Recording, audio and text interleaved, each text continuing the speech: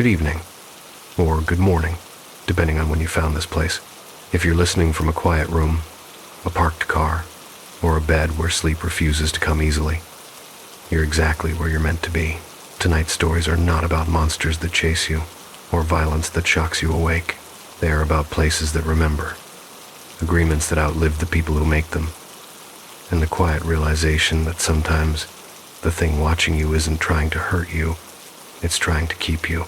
In this episode, we'll walk through a lighthouse that never truly turns its light off, a toll that cannot be paid with money, a wall that learned how to breathe, land that demands inheritance rather than ownership, and a lake that listens patiently to grief till it leans back.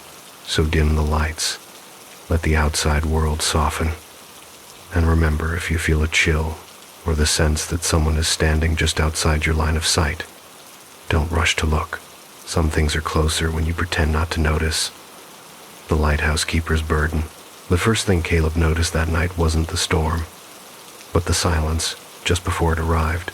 The kind of silence that presses against your ears until you become aware of your own breathing, standing alone inside the narrow stone belly of the lighthouse, surrounded by the slow, patient ticking of machinery that had outlived every keeper before him. The beam above rotating in its eternal arc, while the island of Oakhaven lay below like a dark animal, holding its breath. The sea unnaturally smooth, reflecting no stars, no moon, only the faint smear of the lantern's glow sliding across the water, as if searching for something it had already lost. He stood with his hands resting on the cold iron railing, feeling the vibration of the light's rotation travel up through the soles of his boots, and for a moment, a fragile, dangerous moment, he allowed himself to believe that perhaps tonight would pass quietly, that perhaps the ledger on his desk would remain untouched. Its last entry dated 3 months ago. The ink already faded where his hand had hesitated too long before writing another name beneath the word incident. Caleb had learned long ago not to trust quiet. Quiet was only the sea drawing in air before it screamed. He moved down the spiral stairs slowly, each step measured, familiar, worn into muscle memory by years of isolation. The stone walls sweating with salt and damp, carrying the smell of old iron, kerosene, and something else, something faintly organic, like seaweed left too long in the sun.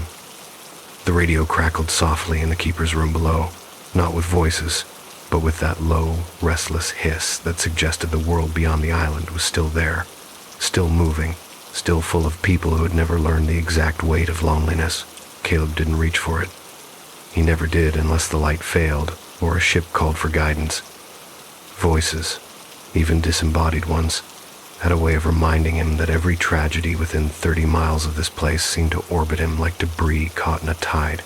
The ledger lay open on the desk where he had left it, pages stiff with salt air, names written in careful, restrained handwriting.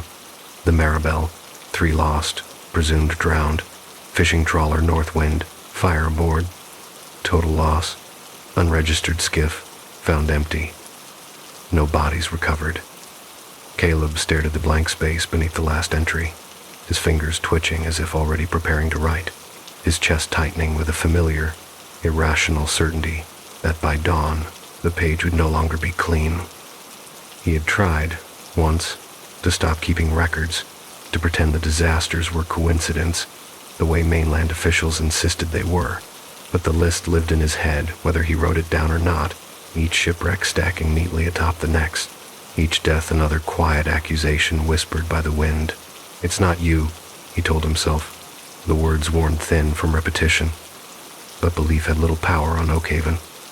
Belief eroded here, carved away grain by grain, until only dread remained. Outside, the first wind struck the lighthouse like a probing hand, rattling the windows, testing the frame, followed by another, stronger this time, carrying the deep, distant groan of the sea shifting its weight. Caleb moved to the window and looked out over the rocks, his breath fogging the glass as rain began to fall in sharp, sudden bursts. Driven sideways by a storm that had not been forecast, not warned of, as if it had risen specifically for this island, drawn to it with deliberate intent. Waves crashed against the cliffs below, white spray exploding upward like the sea was trying to reach the light itself. and for a fleeting, unsettling instant, Caleb felt the familiar, creeping sensation that the storm was watching him back. He pressed his forehead to the glass, eyes closed, letting the vibration of the wind steady him. This was how it always began, unease first, then sound, then violence. Somewhere beyond the horizon, ships would be struggling against currents that bent unpredictably around Oakhaven's shores. Compasses drifting, engines straining, captains muttering prayers they didn't fully believe in. Caleb imagined them without wanting to, saw their decks slick with rain, their crews shouting into the wind, and felt the old guilt coil tighter in his gut. He had never asked for this place, never wanted to be a keeper, but when the previous one vanished, no body, no explanation, Caleb had taken the post anyway, drawn by a quiet compulsion he couldn't articulate, a sense that leaving the light unmanned would be worse than staying, though he had never been able to explain why. The radio hiss shifted suddenly, breaking into sharp bursts of static. Caleb turned toward it, heart lifting and sinking at once. No words followed, only interference, a sound like distant surf heard through bone. He adjusted the dial carefully, fingers steady despite the tension crawling up his spine, but the noise refused to resolve into speech. He let it go. If a ship was in trouble, the signal would come through eventually. It always did. A thunderclap split the sky, close enough that the lighthouse shuddered, dust falling from the ceiling in fine, pale trails. Caleb inhaled slowly through his nose, counting the seconds until the echo faded, his mind already preparing for the inevitable, when something struck the rocks below with a heavy, resonant impact that did not belong to wind or wave. He froze, listening. The storm roared on, rain drumming against the glass, but beneath it there was another sound, now a dull, rhythmic thud, as if something large and solid was being dragged repeatedly against stone. Caleb grabbed his coat and lantern without thinking, boots pounding down the stairs and out into the storm, the wind slamming into him with enough force to steal his breath, rain needling his face, the lantern's light shaking wildly in his grip. He made his way down the narrow path toward the shoreline, each step treacherous on slick rock, guided more by memory than sight, until the beam of his lantern caught on something unnatural wedged between the jagged stones where the tide surged and retreated like a restless lung. It was a chest, old, heavy, wood darkened almost black by water and age, iron bands rusted thick and flaking, the surface carved with markings that didn't resolve into letters no matter how long he stared at them. The waves battered it relentlessly, shoving it deeper into the rocks, then pulling back as if trying to reclaim it. But the chest held fast, stubbornly present, as though the island itself had decided to keep it. Caleb stood there, rain streaming down his face, lantern light trembling across the wet wood, and felt a strange, unwelcome recognition bloom in his chest, not familiarity exactly, but inevitability. "This is why," a quiet part of him whispered, the part that always knew before proof arrived. He reached out, then hesitated, hand hovering inches from the slick surface. The wind howled around him, the sea roaring in protest, and for a moment, impossibly, he thought he heard something else threaded through the storm, a sound too deliberate to be natural, too measured to be chance. A voice, perhaps, or the echo of one. He pulled his hand back, heart racing, scanning the shoreline, but saw nothing beyond water and stone. When his fingers finally closed around the edge of the chest, a sharp vibration ran up his arm. Not painful, but forceful enough to make him gasp, as if he had touched a living thing that had only been pretending to be inert. The chest did not open. It did not move. But the storm responded immediately. Wind surging with renewed fury, waves smashing higher against the cliffs, and deep within the lighthouse above, the great rotating mechanism let out a strained, metallic groan that carried over the noise like a warning bell. Caleb staggered back, chest heaving, lantern swinging wildly, his thoughts scattering as dread settled into something heavier, denser, more certain than fear. He looked from the chest to the lighthouse and back again, rain blurring his vision, and understood, without knowing how, that whatever had come ashore tonight had not arrived by accident, and that the island, his island, had been waiting for it. Above him, the light continued its endless sweep across the sea, and far out in the darkness, something unseen shifted its course, drawn closer by forces neither wind nor tide could fully explain. Caleb did not remember deciding to drag the chest up the path from the rocks, only the way his shoulders burned and his boots slipped as if the island itself were testing his resolve, rain hammering down hard enough to blur the boundary between sea and sky, the lantern's glow bobbing wildly while the wind shoved at his back with impatient hands, urging him onward, urging him inside, and every step he took away from the shoreline filled him with a tightening pressure in his chest, a sense that he was doing something irreversible, something the storm did not want interrupted, because with every yard he gained, the wind rose louder, angrier, the waves detonating against the cliffs in towering plumes of white, as if the sea were throwing itself upward in protest, trying to reclaim what had been taken from it. By the time he reached the lighthouse door, his hands were numb, his breath ragged, rain streaming from his hair and coat in steady rivulets, and when he shoved the heavy wood shut behind him, bracing it with his body, the sudden reduction in sound was so abrupt it left his ears ringing.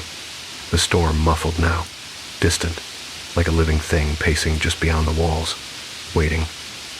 The chest lay between his boots, inert, soaked, impossibly heavy for its size, water pooling beneath it on the stone floor. Caleb stared down at it, heart still racing, the lantern's light revealing the strange carvings more clearly now, curving lines that suggested motion rather than meaning, spirals that seemed to fold inward the longer he looked at them, resisting interpretation, the way certain dreams slipped away when examined too closely. He told himself again that it was just an object, wreckage cast up by chance, but the words felt thin, unconvincing, especially as the lighthouse responded around him with a low, unfamiliar hum, not the steady working rhythm he knew so well, but something strained, like a throat clearing before speech. He carried the chest up the stairs with a care that surprised him, pausing often to rest, each step echoing too loudly in the narrow stairwell, the stone walls seeming to lean closer as he climbed. And when he finally reached the keeper's room and set the chest down near the desk, the radio crackled sharply, spitting static so loud it made him flinch.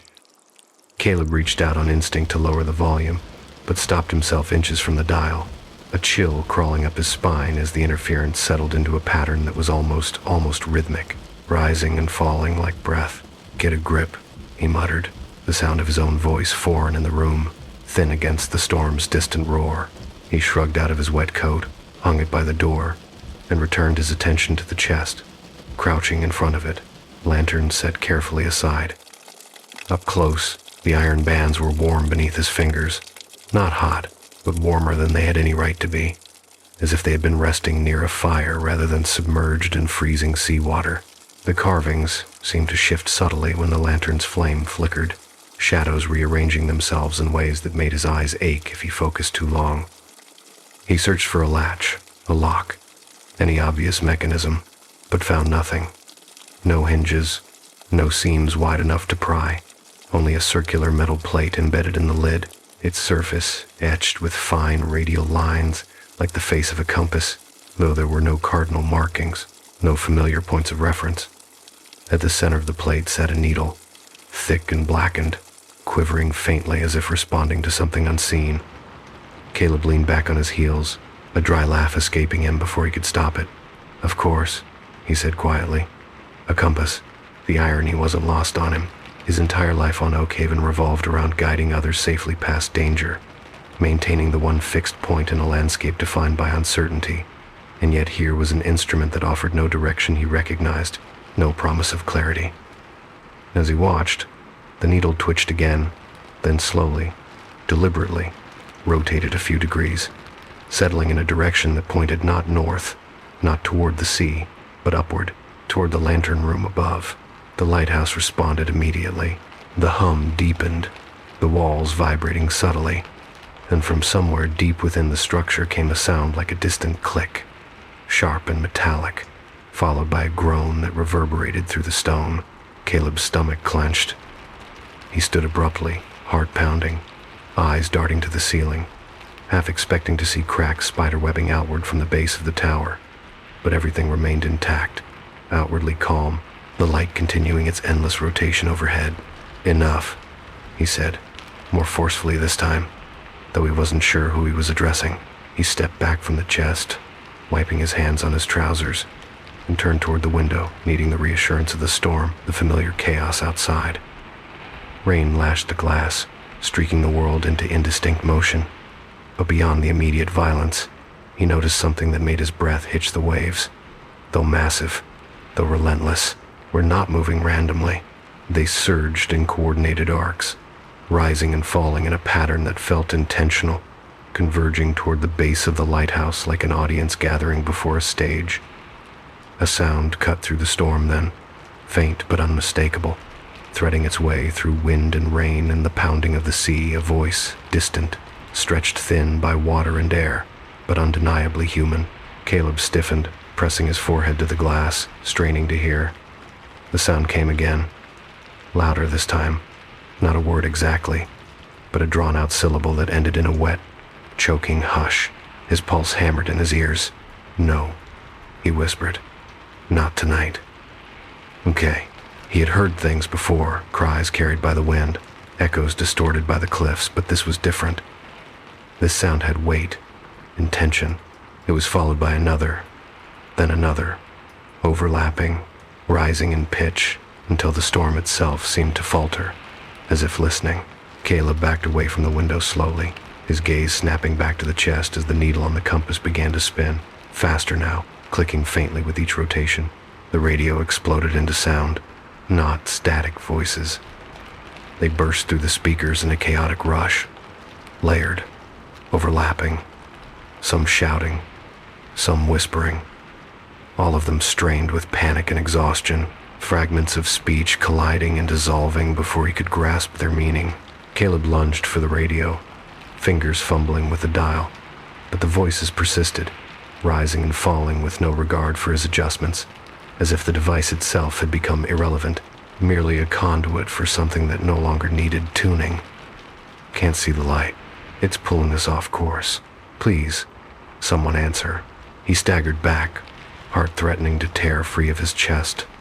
The room suddenly too small, the air thick and damp, tasting faintly of salt and decay. The voices were not coming from the radio alone. He could hear them now in the walls, in the floor beneath his feet, in the hollow spaces between stones.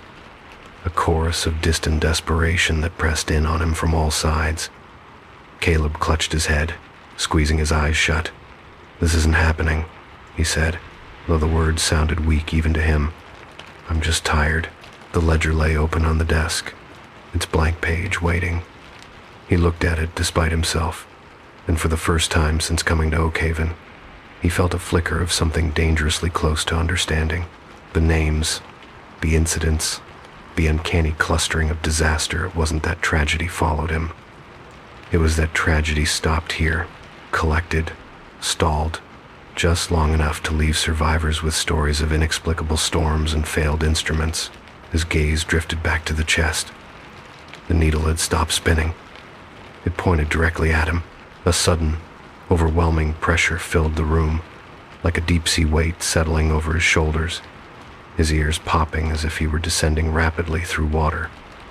The voices shifted, growing clearer, less chaotic, resolving into individual pleas that threaded into his mind without passing through his ears at all. Images flared behind his closed eyes, hands grasping at nothing, lungs burning, darkness closing in from all sides, the frantic hope of the light above that never seemed to draw nearer no matter how hard they swam. "Help us." The words were not spoken aloud, yet they resonated with undeniable clarity, carrying not accusation, but exhaustion, a bone-deep weariness that made Caleb's throat tighten. He dropped to his knees in front of the chest, breath coming in shallow gasps, hands hovering once again over the metal plate. "I didn't do this," he whispered, unsure whether he was defending himself or begging for absolution. "I never wanted." The pressure intensified. The lighthouse shuddered, a violent tremor rippling through the stone as the storm outside reached a fever pitch, waves slamming high enough now that spray struck the windows 2 floors up. The needle clicked sharply, rotating a fraction of an inch, and Caleb felt something shift inside him, a subtle realignment, like a truth sliding into place after years of resisting its shape. It wasn't him. The realization landed not as relief, but as something heavier, more complex. He was not a beacon that drew disaster in his wake. He was the thing that kept it from spreading further, a fixed point around which chaos gathered and stalled, held in check by forces he had never been taught to recognize. The chest wasn't wreckage. It was an anchor, a cage. The voices rose again, no longer pleading blindly, but focused now, directed squarely at him, and for the first time, Caleb understood that they knew him, had always known him, had been waiting for him to understand them in return. "Keeper," they whispered, the word echoing through his bones. "You feel it now." The compass needle burned beneath his hovering fingers, heat radiating outward, and somewhere deep within the lighthouse, a mechanism he had never seen, engaged with a resounding click, as if a lock long held shut had just begun, ever so slightly, to turn. Caleb woke on the floor with his cheek pressed to cold stone, a taste of salt sharp on his tongue, his ears ringing with a hollow, distant echo that made it difficult to tell whether the storm had finally begun to fade or if he had simply lost track of its voice. And for a few long seconds he lay there unmoving, afraid that if he shifted even slightly, the weight pressing down on his chest would return in full, crushing him back into whatever dark pressure had swallowed him whole. The lantern lay on its side nearby, still lit, its flame steady in a way that felt unnatural after so much chaos, and the lighthouse hummed softly around him, not strained now, but low and even, like a machine settling into a familiar rhythm. He pushed himself upright, slowly, joints aching, head throbbing, and the first thing he saw was the chest. It hadn't moved. It hadn't opened. But the compass embedded in its lid glowed faintly, not with light exactly, but with a subtle sheen, as if the metal had been polished from within. The needle rested perfectly still, angled slightly to the left of where he knelt, and Caleb felt a prickle of unease crawl across his skin when he realized it was aligned with his heart. The voices were gone, not faded, not muffled, gone entirely, leaving behind a silence so complete it felt staged, deliberate, like the pause after a held breath. Caleb listened intently, straining for any sign of their return, but the only sounds were his own shallow breathing and the distant, residual sigh of wind slipping past stone. He waited for fear to surge back in, for panic to reclaim its territory. But what settled over him instead was a strange, fragile calm, the kind that came not from safety, but from clarity. "I know," he said quietly, unsure why the words surfaced now, why he felt compelled to speak them aloud. "I hear you." Ungleat. The compass needle twitched once in response. Caleb exhaled slowly, every instinct screaming at him to stand, to back away, to put as much distance between himself and the chest as the island would allow. But he didn't. He remained where he was, knees on stone, hands resting loosely on his thighs, his gaze fixed on the needle as if it were the only stable point in a world that had begun to shift beneath his feet. He thought of the ledger, of the names and half-written conclusions, of the way each disaster had felt less like a random blow and more like a delayed echo, arriving late but inevitable. The truth, once glimpsed, rearranged everything. He stood at last and crossed to the desk, his movements careful, deliberate, as though sudden motion might disturb whatever balance had been struck. The ledger lay open where he had left it, but now the blank page beneath the last entry was no longer empty. Faint impressions marred the paper, indentations as if someone had pressed a pen there hard enough to leave marks without ink, lines forming shapes that suggested words he could almost read if he tilted the page just right. Caleb ran a finger lightly over the impressions, his breath catching as a chill spread outward from the contact, images brushing against his mind like cold hands, water closing over a deck, a lantern swinging wildly, a compass needle spinning without sense. He snatched his hand back, heart racing, and slammed the ledger shut, the sound sharp in the quiet room. The message was clear enough without further translation. This place remembered, objects remembered, and now, somehow, so did he. The storm outside had shifted. It hadn't weakened, exactly, but its fury had become focused. Rain still lashed the windows, waves still pounded the cliffs, but the chaotic roar had narrowed into a deeper, more rhythmic surge, like breath forced through a single narrow passage. Caleb returned to the window and peered out, eyes adjusting slowly to the darkness. The sea churned violently at the base of the lighthouse, but beyond that ring of upheaval, the water lay eerily calm, a vast, black expanse broken only by the distant suggestion of whitecaps far from shore. It was as if the storm had wrapped itself around the island and nowhere else. Caleb swallowed hard. "You're holding them," he murmured, not sure whether he was addressing the lighthouse, the chest, or something more abstract. All of it. The hum deepened slightly. Approving or merely responsive, he couldn't tell. He turned back toward the chest, drawn now not by dread, but by a reluctant sense of responsibility that had settled heavily across his shoulders. If this thing, this compass, was what he suspected, then it was more than a container. It was a mechanism, a focus, designed to gather what could not be allowed to wander freely. And if it had come to him, if the island had accepted it so readily, then that meant something else as well. Something he had been circling for years without ever quite naming. He had not been chosen at random. Caleb crouched again before the chest, this time without hesitation, and placed his palm flat against the compass plate. The metal was hot now, unmistakably so, heat radiating upward into his hand and arm, but it did not burn. Instead, it pulsed faintly, synchronized with his heartbeat, each thud of blood through his veins mirrored by a subtle vibration beneath his skin. The needle trembled, then slowly rotated until it aligned precisely beneath his palm, pointing inward, toward him. The room darkened at the edges of his vision, not from loss of consciousness, but from focus, as the world narrowed to the contact between flesh and metal. Sensations flooded him, not voices this time, but impressions layered thick and heavy, memories that did not belong to him pressing insistently at the back of his mind.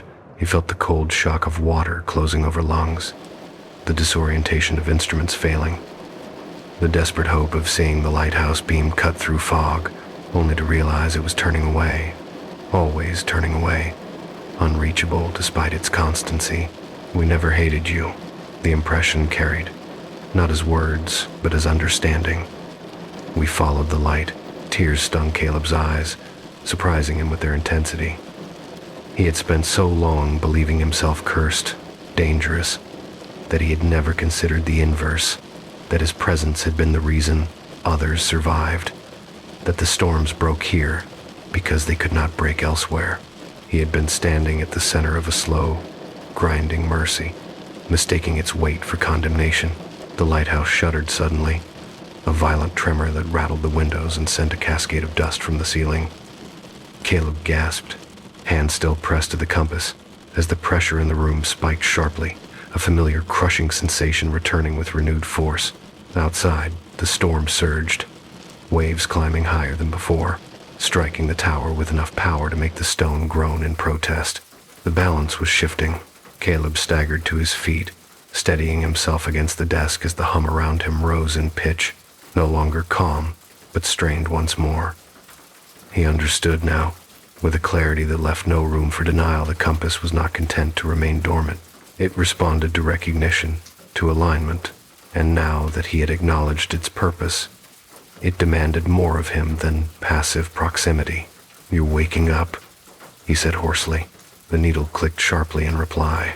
The radio crackled to life again, but this time there were no voices, only a single tone, low and sustained, like a signal being held open, waiting for connection. Caleb moved toward it despite himself, fingers hovering over the controls. The frequency display flickered, numbers blurring, then stabilizing on a channel he did not recognize, one that did not correspond to any band he had ever used. When he leaned closer, the tone shifted subtly, modulating in response to his presence. He understood then that the compass was not merely attracting spirits, it was orienting them, drawing them toward a focal point that existed as much within him as it did within the lighthouse. The storm was not a mindless force. It was pressure, accumulation, the physical manifestation of too many restless dead pressing against too small a boundary, and that boundary was weakening. Caleb backed away from the radio, heart pounding, and turned toward the stairs leading up to the lantern room. The beam continued its steady rotation, cutting through rain and darkness with stubborn consistency. and as he watched it pass, he felt a sudden, piercing certainty that the light itself was part of the mechanism, not just a guide for the living, but a tether for the dead. A promise that anchored them even as it denied them passage. He climbed the stairs 2 at a time, ignoring the ache in his legs, emerging into the lantern room as the storm reached a new crescendo. Wind howled around the glass enclosure, rain hammering against it in sheets, but the light burned bright and unwavering at the center, its rotation unbroken. Caleb approached it slowly, hands trembling, and placed them on the railing, feeling the deep vibration of its motion travel through his bones. "Is this what I am?" he asked the empty room, his voice nearly lost beneath the roar outside. "Is this all I'm meant to do?" The answer did not come as words. It came as a shift, a subtle but undeniable reorientation of the storm itself. The waves below surged higher, yes, but their impact softened, their violence diffused, as if some of their force had been redirected inward, away from the wider world. The lighthouse absorbed the blow, stone groaning, mechanism straining, but holding. Caleb laughed then, a short, breathless sound edged with disbelief. "A prison," he whispered. "I'm a prison." The thought should have terrified him. Instead, it settled with a grim sense of rightness. Prisons were not built for comfort. They were built to contain what could not be allowed to roam free. Behind him, far below, the compass needle clicked again, loud enough to be felt rather than heard, and Caleb knew with sudden, bone-deep certainty that this was only the beginning, that recognition had opened a door which could never again be fully closed, and that the storm battering Oakhaven tonight was merely the first true test of how much weight one man, one island, one light could bear before something essential gave way. By the time Caleb descended from the lantern room, the storm had changed its voice.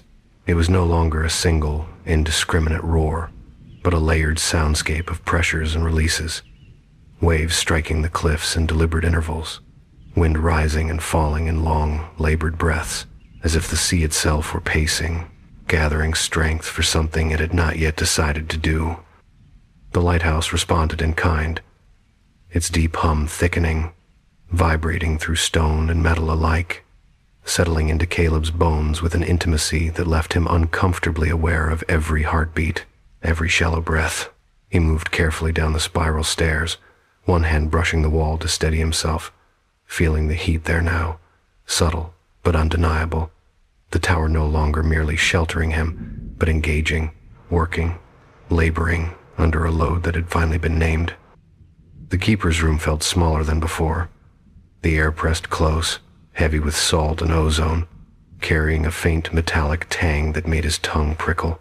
The chest sat exactly where he had left it, but it seemed taller somehow, its presence more assertive, as if recognition had granted it permission to take up space. The compass glowed steadily now, its surface alive with minute vibrations that radiated outward in slow, hypnotic waves. Caleb approached it with the caution of someone nearing a sleeping animal, aware that sudden movement could provoke consequences he wasn't prepared to manage. "I know what you are," he said quietly, the words tasting strange in his mouth. "I know what you do." The needle responded with a soft, deliberate click, rotating a fraction of an inch before settling again, aligned not with him this time, but with the lighthouse itself. Caleb frowned, leaning closer. "And what I'm supposed to do?" The answer came not as sound, but as pressure, a deep, internal tightening that wrapped around his ribs and spine, drawing his attention inward. Images flickered behind his eyes, not the frantic, drowning impressions from before, but something broader, heavier, a slow accumulation of moments layered atop one another like sediment. Storms breaking harmlessly offshore, ships losing power only to drift into calmer waters, compasses spinning wildly, then inexplicably correcting themselves at the last possible moment. Survivors staring back toward Oakhaven with confusion and gratitude they never fully understood. "You stay," the understanding carried. "You hold," Caleb exhaled shakily, sinking onto the edge of the chair by the desk. The ledger lay closed now, but he could feel its weight like a presence of its own, a quiet witness to the cost of containment. "And when it gets too full?" he asked, Though dread had already begun to coil at the back of his mind, the storm answered him. A sudden, violent surge slammed into the base of the lighthouse, the impact so forceful it knocked him sideways, sending the chair skidding across the floor. The walls groaned in protest. A low, pained sound that carried all the way up through the tower. Caleb caught himself against the desk, heart pounding, as the hum rose sharply, strained to the edge of a scream. Outside, the sea convulsed. Through the window, he saw waves climb impossibly high, their crests breaking not into spray, but into dark, roiling shapes that collapsed back into water only after a disturbing hesitation, as if something within them resisted dissolution. The air filled with sound again, not chaotic voices this time, but a unified pressure, a low, resonant moan that vibrated through glass and stone alike. "They're pushing," Caleb whispered, understanding blooming with cold clarity. "They're testing you." The compass needle spun violently, clicking in rapid succession, each rotation accompanied by a sharp pulse of heat that flared up Caleb's arm when he instinctively reached out to steady the chest. He yanked his hand back with a hiss, skin flushed and tingling, but unburned. The metal plate radiated heat now like a banked fire, demanding attention, demanding engagement. "No," he said, backing away. "I can't." The lighthouse lurched again, harder this time. Somewhere above, glass rattled violently, the lantern's rotation stuttering for a fraction of a second before resuming. Caleb's breath caught painfully in his chest. If the light failed, even briefly, the consequences would ripple far beyond the island. He felt it with an instinct that bypassed thought entirely. "All right," he said hoarsely. "All right." Browned. He crossed the room in 3 unsteady strides and pressed both hands flat against the compass plate. The heat surged immediately, intense enough to make him gasp, but still not enough to break skin. The needle snapped into place beneath his palms, locking there with a resonant click that echoed through the tower. The pressure returned full force, crushing and immense, but this time Caleb didn't fight it. He leaned into it, grounding himself, focusing on the rhythm of the lighthouse's hum, on the steady rotation above, on the simple, stubborn fact of his own breath moving in and out of his lungs. The world narrowed again. This time, the impressions that flooded him were not pleas or memories, but structure, an awareness of boundaries and flows, of forces moving toward a central point and being held there, redistributed, softened. He felt the storm as an extension of that system, a physical manifestation of excess pressure, vented where it could do the least harm. The waves battered the island because the island could endure it. He could endure it. "Hold," the understanding insisted. "Heavier now. Just hold." Caleb gritted his teeth, sweat beading on his brow despite the cold, his muscles trembling with the effort of it. The room shook, dust raining from the ceiling as the storm reached its peak, but slowly, so slowly he might have missed it if he hadn't been attuned to every shift. The pressure began to ease. The hum lowered, settling back into a sustainable rhythm. The waves outside still crashed, but their violence dulled, their peaks collapsing sooner, their impact spreading outward rather than striking straight up the tower's spine. When Caleb finally pulled his hands away, he collapsed to his knees, gasping, vision swimming. The compass dimmed slightly, its glow receding to a faint sheen, the needle resting once more in stillness. The storm did not end, but it receded, its anger spent, leaving behind a steady, exhausted rain that drummed against the windows like an afterthought. Caleb laughed weakly, the sound edged with hysteria. "That's it then," he said to the empty room. "That's the job." Hey, he dragged himself to his feet and staggered to the window.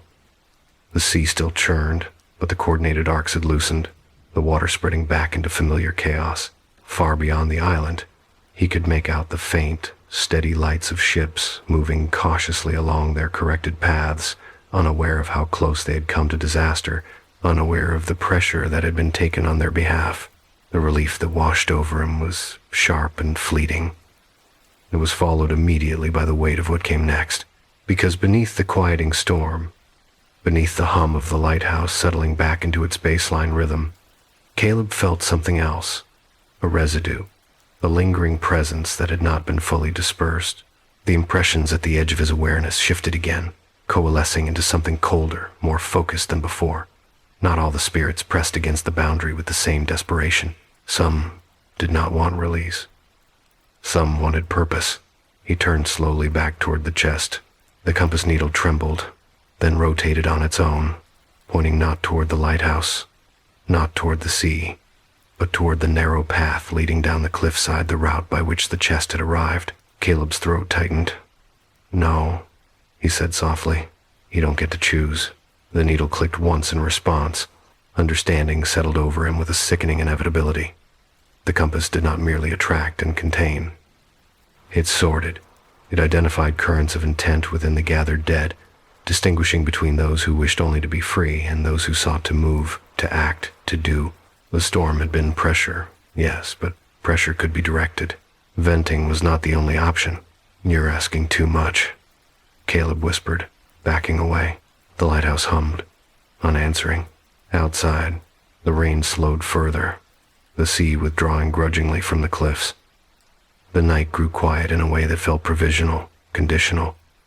Caleb sank back into the chair, exhaustion dragging at his limbs, his mind racing despite his body's demand for rest. He thought of the previous keeper, of the unexplained disappearance, of the sudden vacancy that had drawn him here years ago. He'd always assumed abandonment, escape. Now, a darker possibility took shape. Holding was one thing. Choosing how to hold, how to direct the weight of the dead, that was something else entirely. The compass needle clicked again, softly, insistently, and Caleb knew with grim certainty that the storm he had just weathered was not the worst he would face. It had been a demonstration, a lesson, and somewhere within the quieted sea, something patient and calculating had taken note of his compliance, waiting for the moment when holding would no longer be enough.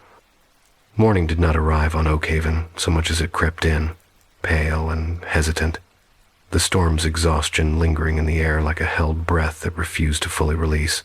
Caleb sat awake at the small table beneath the lantern room, hands wrapped around a mug of untouched coffee that had long since gone cold, watching the slow return of color to the world through the salt-streaked windows. The sea still rolled heavily, but its violence had softened into a weary, uneven rhythm, waves collapsing into one another without conviction, as if even the water itself was unsure whether it had permission to rest. The lighthouse hummed steadily above him, a low, constant reassurance that bordered uncomfortably on expectation. He had not slept.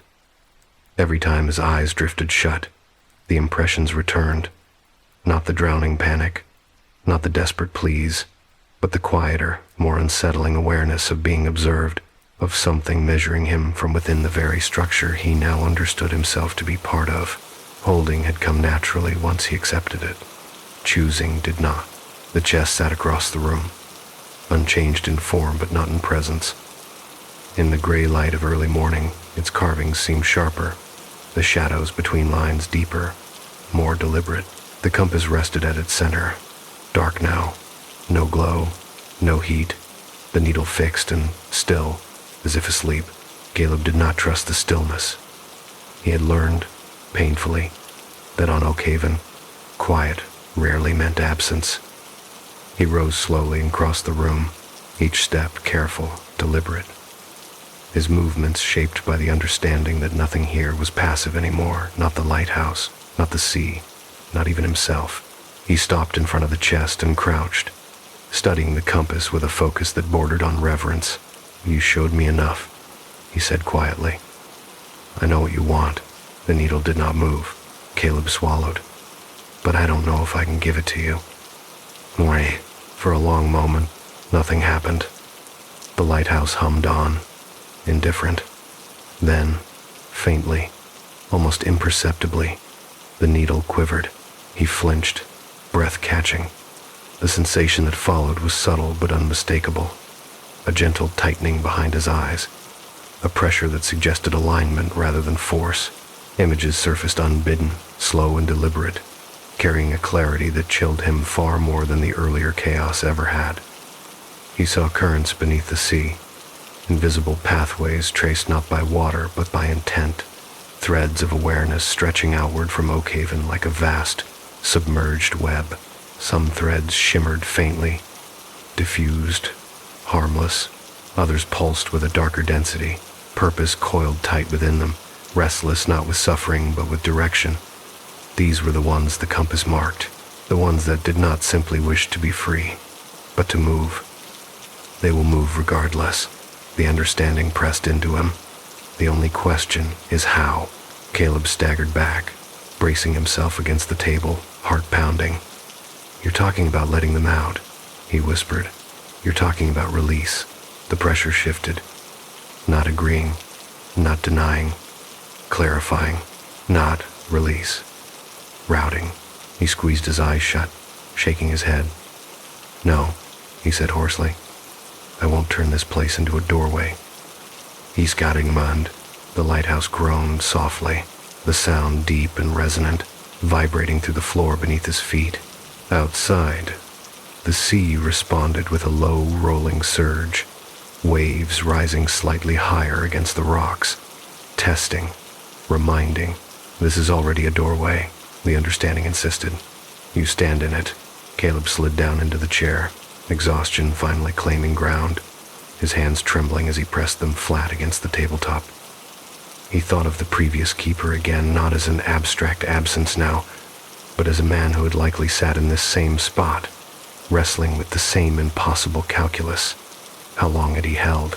How much had he redirected before the weight broke him? And had he chosen wrong? Or had there simply been no right choice left? The ledger caught his eye, still closed, resting where he had left it. He hesitated only a moment before pulling it toward him and opening it carefully, half expecting the pages to resist. They did not. The paper lay flat, compliant, the names and incidents lining up in familiar, damning order. Caleb flipped through slowly, his throat tightening as he recognized patterns he had never allowed himself to see clearly before. Gaps where disasters should have happened but hadn't. Near misses dismissed as luck. Storms that had broken early, inexplicably, far from shore. He reached the last blank page. This time, it was not empty. Fresh ink stained the paper, dark and deliberate, the handwriting unmistakably his own despite the fact that he had not yet lifted the pen. A single line stared back at him, heavy with implication. Balance requires movement. Caleb slammed the ledger shut, breath coming fast. "No," he said aloud, though there was no one to hear him but the tower itself. "You don't get to decide that," the compass answered. The needle snapped upright with a sharp metallic click, heat blooming outward in a sudden flare that forced Caleb to his feet. The chest shuddered, iron bands rattling as if something inside had shifted position, preparing. The lighthouse's hum surged, climbing rapidly in pitch, no longer content to wait. Outside, the sea began to rise again, not violently this time, deliberately. The waves rolled in with measured precision, cresting higher and higher, each one stopping just short of the previous storm's fury, as if demonstrating restraint rather than lacking it. Caleb rushed to the window, staring out at the gathering water with a sickening sense of déjà vu.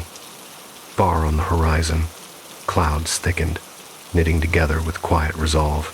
"This isn't pressure," he whispered. "This is planning." He turned back toward the chest, heart hammering. "If I do this," he said, voice shaking despite his effort to steady it, "if I let you rout them, people will die." The response came immediately, cold and unyielding. "People already die." Caleb's hands clenched into fists. "And if I don't?"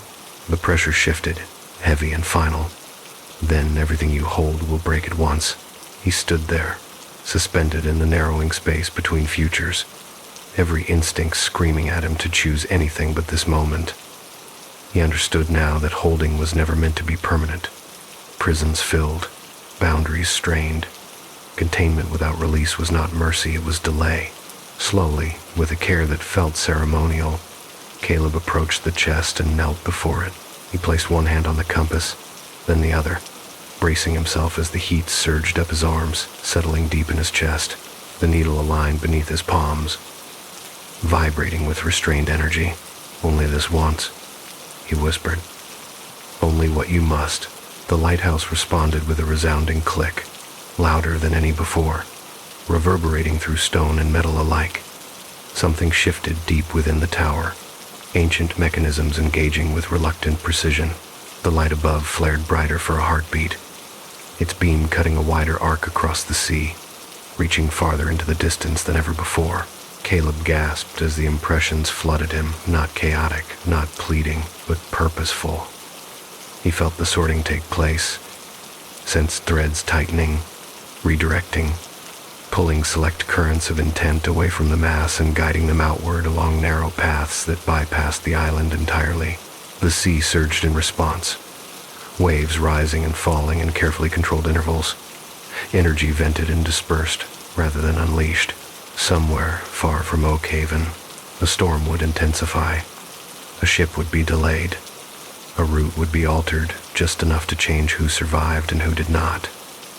The cost would be paid elsewhere, in smaller, quieter tragedies that would never make the news, never be traced back to this place. Caleb screamed as the weight peaked, the effort of holding and directing tearing through him with brutal clarity.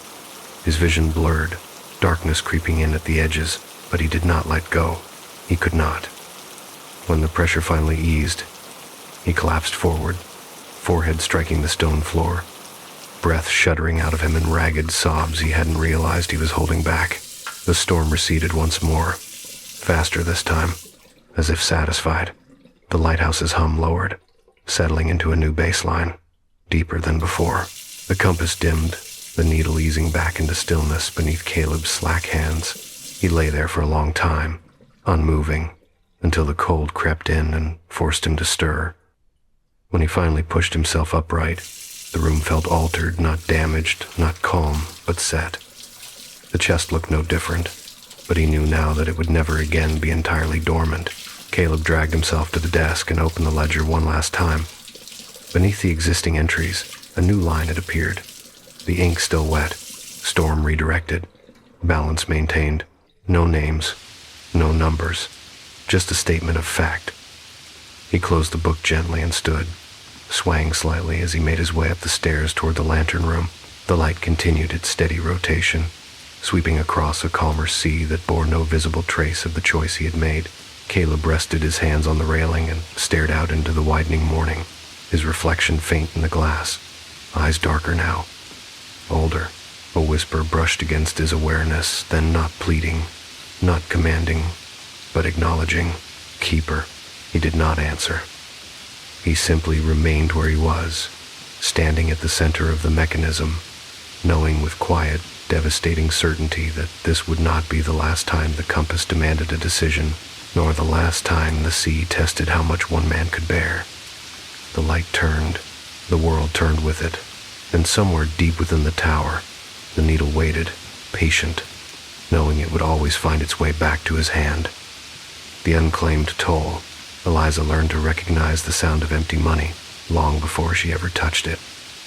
It was the faint, humiliating click of her debit card being declined at a self-checkout machine while fluorescent lights hummed overhead, the apologetic buzz of an email notification reminding her that her tuition balance was still outstanding, the soft rustle of bills she counted and recounted on her desk at 2 a.m, hoping the numbers might change if she stared at them long enough. Money, to Eliza, had never felt solid.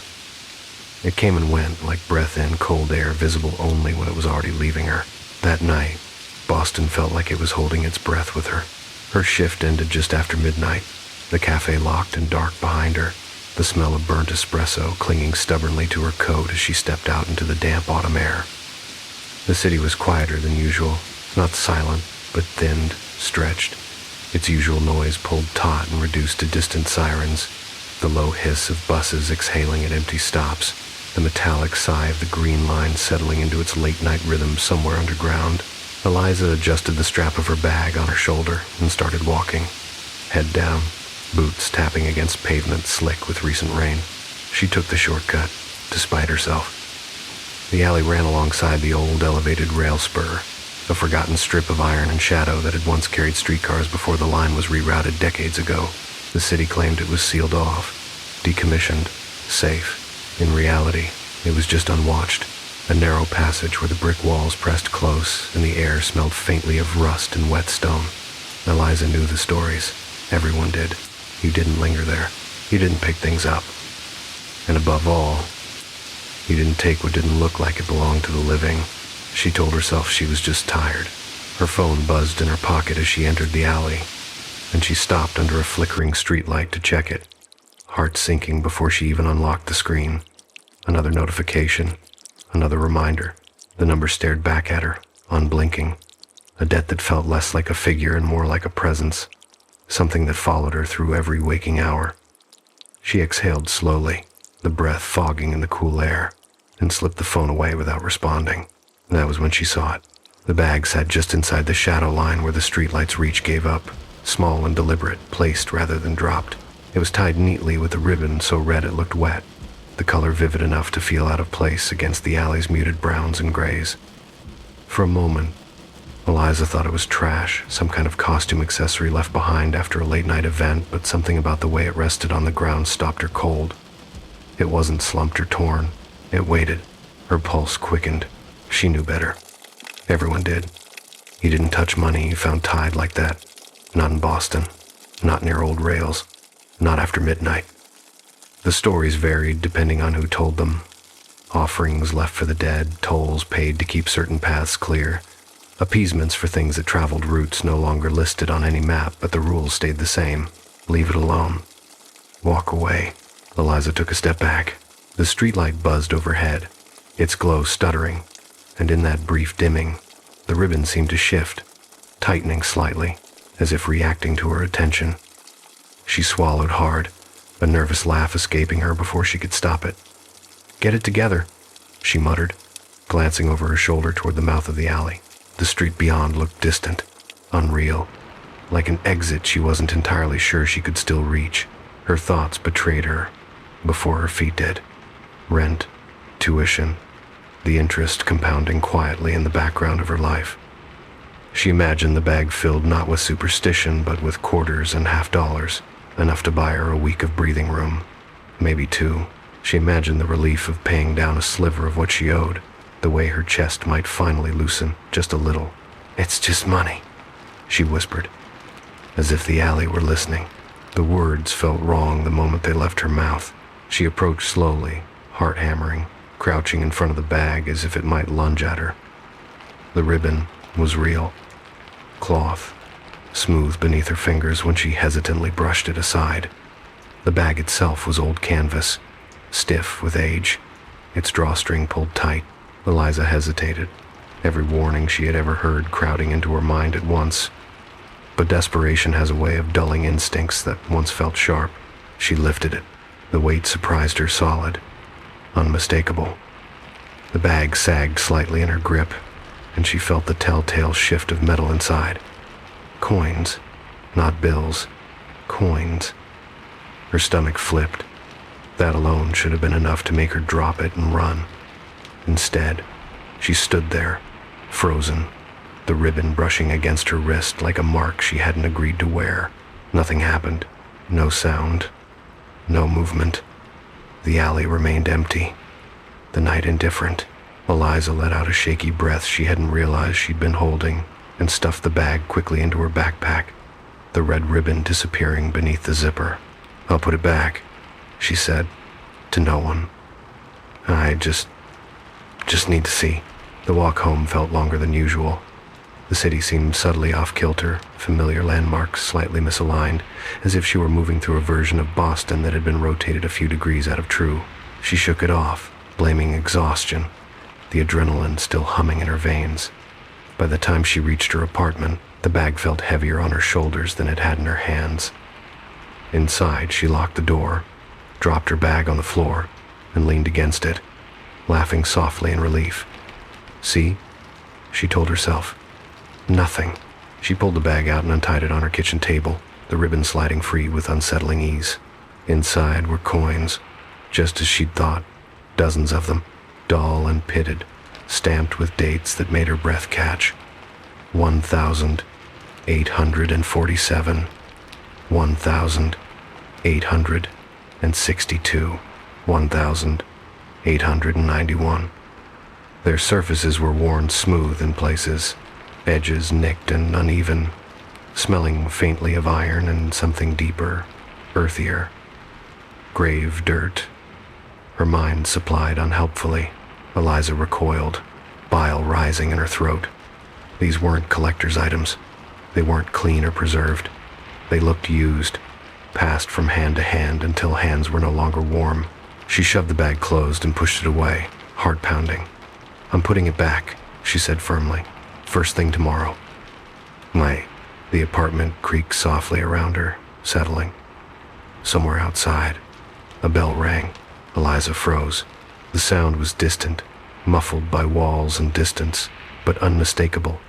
A deep, resonant chime that did not belong to any modern vehicle she knew. It rang again, closer this time, followed by a low, rolling clatter like wooden wheels striking uneven stone. Her stomach dropped. She moved to the window slowly, peering out into the empty street below. There were no cars, no buses, no pedestrians. The night lay still beneath the streetlights, wet pavement, reflecting nothing but itself. The bell rang a third time, now near enough that she felt it vibrate faintly in her chest. Then it stopped. Silence rushed back in, heavy and expectant.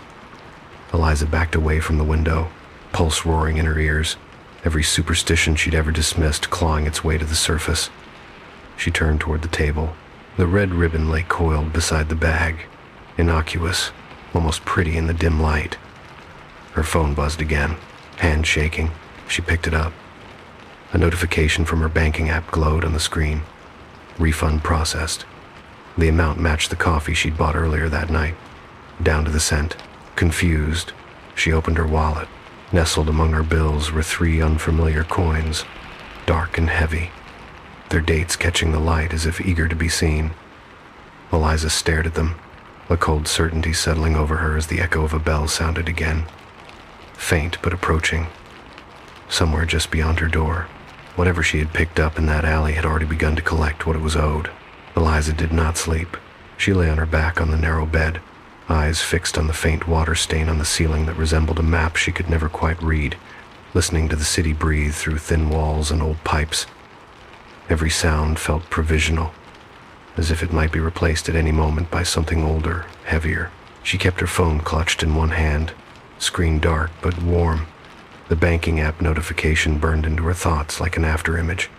Refund processed. 3 words that had never felt so threatening. Sometime after 1. The bell rang again. It was not loud. It didn't need to be. The sound slid through the building with a confidence that suggested it belonged there, threading itself between floors and rooms, resonating faintly in the metal of the radiator and the frame of her bed. Eliza sat up slowly, breath shallow, counting the seconds between chimes. They were measured, patient, each one spaced just far enough apart to keep her from pretending it was random noise. She pressed her palms against her ears. The bell rang anyway. When it finally stopped, the silence that followed felt too complete, like a held note released only because the listener had been judged worthy of hearing what came next. Eliza swung her legs over the side of the bed and stood, every instinct screaming at her to remain still, to become smaller, less noticeable. Instead, she moved toward the kitchen, bare feet whispering across cold linoleum, drawn by the same compulsion that had led her into the alley in the first place. The bag sat where she had left it, slumped on the table like a sleeping animal. The red ribbon lay beside it, loose now, no longer tied, but unmistakably present. Eliza stared at it, throat tight. "I didn't agree to this," she said quietly, the words feeling absurd even as she spoke them. Agreement, she was beginning to understand, was a luxury offered only after the fact. Her phone vibrated again. She flinched and unlocked it, heart hammering as the screen filled with alerts. Another refund, then another. The transit pass she'd topped up earlier that week, a streaming subscription she'd forgotten to cancel, even a late fee she'd paid months ago, returned without explanation. The total climbed with each notification, the number ticking upward like a reverse countdown, and with it came a growing sense of vertigo. This wasn't help. It was accounting. She opened her wallet with trembling fingers. More coins stared back at her, their dull surfaces catching the kitchen light. She tipped them into her palm, counting despite herself. 5, 7, 10, each one heavier than it should have been, edges biting faintly into her skin as if reminding her they were not meant to be carried casually. "No," she whispered. "No, no." The bell rang again, closer this time, accompanied by a new sound, a low, rhythmic creak, wood straining under weight, iron rims biting into uneven ground, wheels. The sound did not echo the way modern traffic did.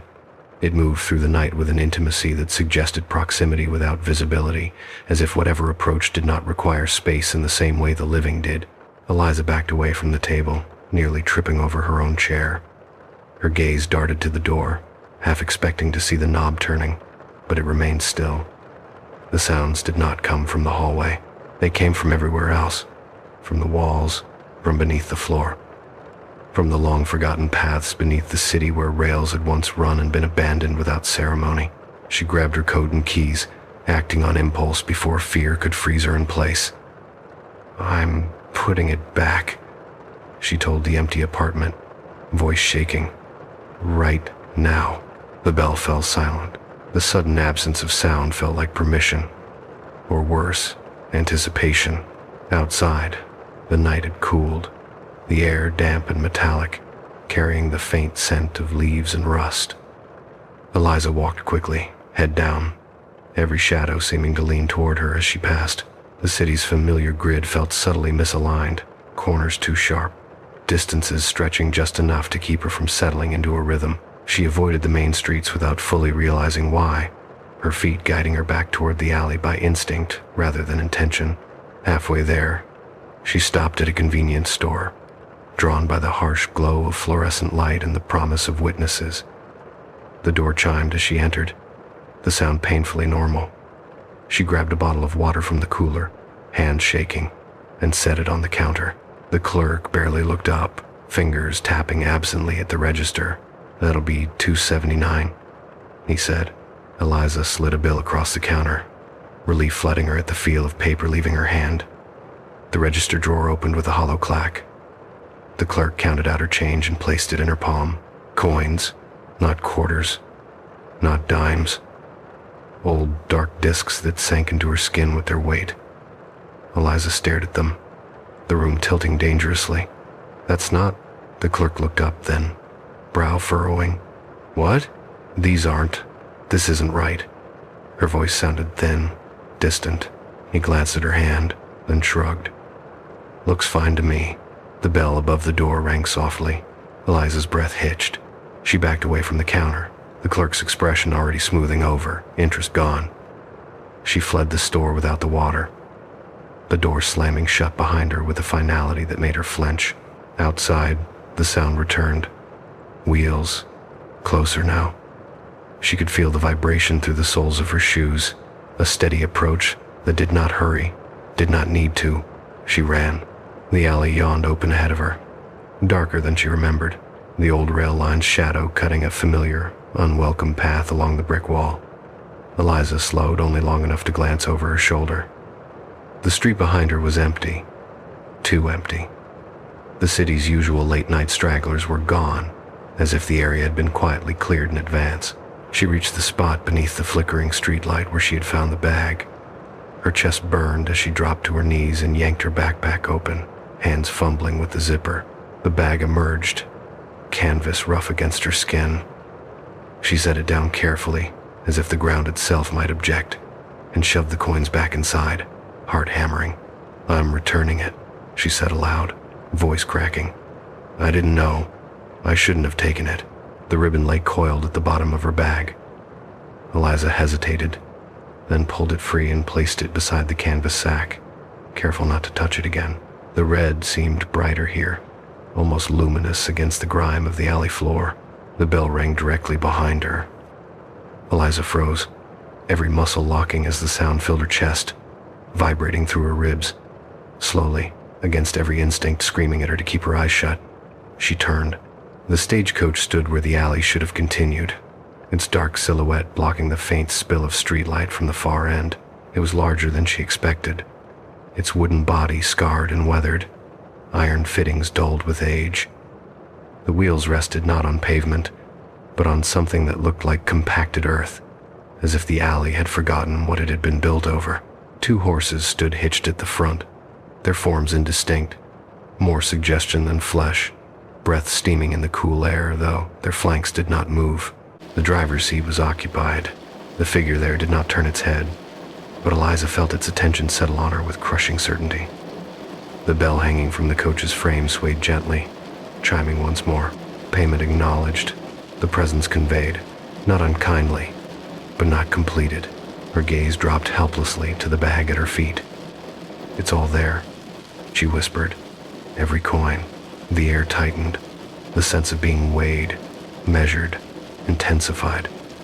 The figure on the coach finally moved, a slow, deliberate shift that brought its attention fully to her. Eliza did not see a face. She saw an absence shaped like one, a void where features should have been, bound at the edges by the suggestion of a hat brim and collar. The toll was never the metal. The understanding pressed into her mind. Cold crept up her arm as the red ribbon stirred, lifting slightly as if caught by an unfelt breeze. Eliza stared at it, dread blooming with sickening clarity. The ribbon had not been tied to keep the coins together. It had been tied to mark them, to mark the exchange. Her wrist throbbed suddenly, a tight, burning pressure encircling it like a rope drawn just shy of breaking skin. She gasped, clutching at the sensation with her free hand, fingers finding nothing but air. The bell rang again, approving, final. Eliza's breath came in short.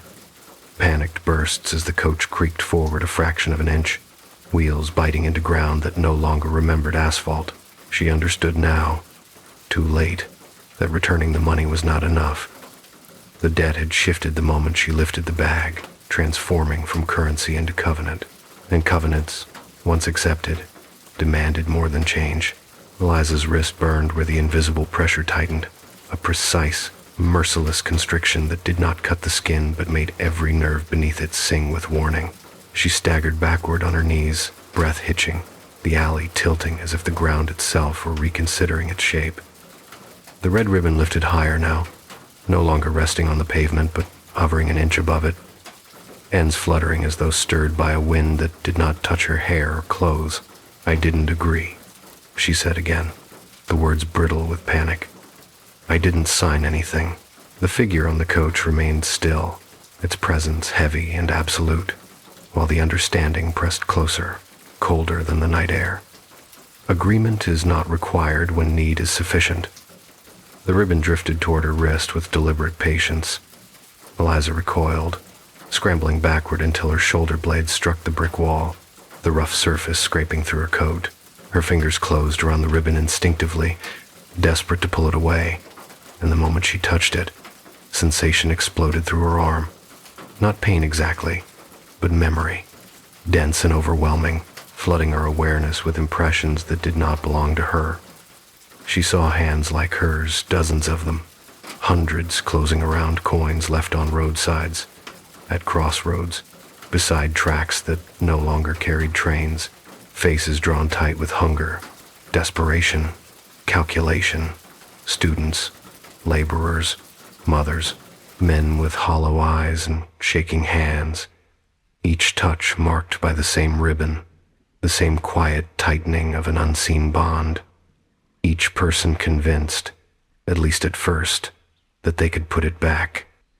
Eliza screamed and released the ribbon, collapsing forward as the images tore free, leaving her gasping on the cold ground. The pressure around her wrist eased slightly, enough to let her breathe, but it did not disappear. The ribbon settled again, docile, waiting. "You don't need it anymore," she whispered hoarsely, staring at the coach. "You said so yourself. The coins, you don't want them." The presence regarded her in silence for a long, terrible moment. Then the bell chimed, softer this time, carrying something that felt dangerously close to pity. The metal was never payment. It was proof. Eliza's gaze dropped to the bag. The canvas sack sagged open where she had hurriedly retied it, revealing the dull, ancient coins within. They looked smaller now, diminished, stripped of whatever false promise they had held when she first lifted them from the alley floor. She understood, with sickening clarity, that they were receipts, not currency evidence of a debt acknowledged and transferred. "What do you want?" she whispered. The ribbon lifted again, coiling slowly in the air between them, its ends curling like question marks. The understanding arrived fully formed, leaving no room for denial. The collector did not want money returned. It wanted continuity. The ribbon was not a leash. It was a contract. Whoever held it became part of the route, a living marker that ensured the toll would always be paid, even when coins ran out. "No," Eliza said, shaking her head violently. "You can't. There has to be another way." The coach creaked forward another inch. The horses shifted, their indistinct forms rippling as if viewed through water. The sound of wheels on packed earth grew louder, more insistent, and with it came the faint echo of other bells, distant but converging, as if this alley were only one junction in a much larger network. "There is always another way," the presence conveyed. "There is never an easier one." Eliza's thoughts raced, legal instincts flaring uselessly in the face of a system that predated statutes and jurisdictions. Contracts required consent. Contracts required clarity. But desperation, she realized, had been the clarity here. The moment she had picked up the bag, the moment she had accepted relief in place of understanding, she had satisfied the only condition that mattered. Her wrist tightened again, harder this time, the pressure digging deeper, forcing a cry from her throat. She clutched at it, tears blurring her vision. "If I take it off," she gasped. "If I give you the ribbon," the bell chimed once, sharp and final. "The ribbon does not come off." The words landed like a verdict. Eliza slumped against the wall, sobbing openly now, the alley closing in around her, the brick cold and unyielding. She thought of her classes, of the textbooks stacked neatly on her desk, of arguments about justice and obligation that now felt grotesquely small. She thought of the ledger she kept in her head. Every dollar owed, every hour worked, every compromise made in the hope that it would eventually add up to freedom. "You take people like me," she said, voice breaking. "People who don't have choices." The presence did not deny it. Paths exist because travelers use them. Something shifted in Eliza then, not courage, not acceptance, but a cold, focused resolve, born of fury rather than hope. She straightened slowly, ignoring the pain in her wrist, then met the absence where the collector's face should have been. "Then you miscalculated," she said. "'Cause I don't move the way you think." The ribbon stilled. She reached into her backpack with her free hand and pulled out her phone, fingers slick with sweat. The screen was cracked, the battery low, but it was enough. She opened her banking app, ignoring the creeping numbness in her arm, and scrolled rapidly through the transactions list, eyes locking onto the growing column of refunds. "You count," she said, voice shaking but steady enough. "You account for every exchange, every toll. So do I." Why? She began transferring the refunded money out small amounts, rapid fire, sending them to random charities, forgotten subscriptions, anywhere that would accept a digital transaction without question. Each confirmation chimed softly from the phone, mundane and absurdly modern against the ancient weight of the alley. With every transfer, the pressure around her wrist pulsed, fluctuating, as if something unseen were recalculating. The bell rang, sharp and warning. Eliza kept going, tears streaking down her face as she emptied the account, watching the balance plummet toward zero. The refund slowed, then stopped entirely. She stared at the final number, breath ragged, and looked up at the coach. "There," she said hoarsely. "No balance, no exchange." The presence leaned closer, the air growing unbearably cold. "You misunderstand," it pressed. "Debt is not erased by redistribution." The ribbon snapped taut, yanking her forward with brutal force. Eliza cried out, the phone skidding across the pavement as she was dragged to her feet. The coach loomed impossibly close now, the dark wood towering over her, the bell ringing in quick succession. Impatient, her wrist burned like fire.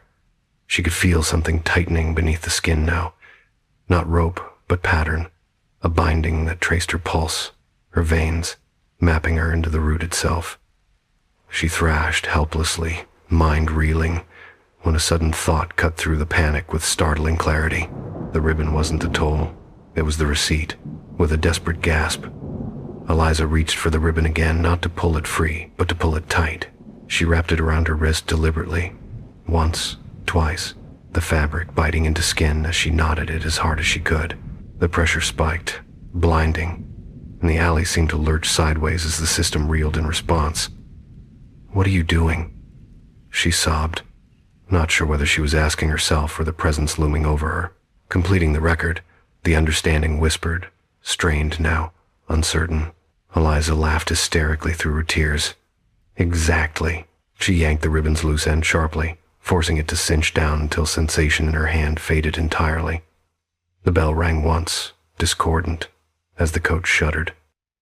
The pressure around her wrist surged, then faltered, the binding straining as if caught in a loop it had not anticipated. The ribbon glowed faintly, heat radiating outward, and Eliza felt something snap. Not the ribbon, but the seamless continuity of the route itself. The alley flickered, brick and shadow blurring, and for a breathless instant she glimpsed the vast web beneath the city, threads crossing and recrossing in infinite complexity. One thread vibrated violently, destabilized. The collector recoiled. The coach lurched backward, wheels grinding, bells clanging in sudden disarray. The pressure around Eliza's wrist collapsed inward, sharp and painful, then vanished entirely, leaving behind a deep, aching numbness. She collapsed to the ground as the stagecoach retreated, its form unraveling into shadow and sound. The bell's frantic ringing dissolving into silence as the alley reasserted itself, brick and asphalt snapping back into place. Eliza lay there shaking, chest heaving, rain beginning to fall in a fine, tentative drizzle.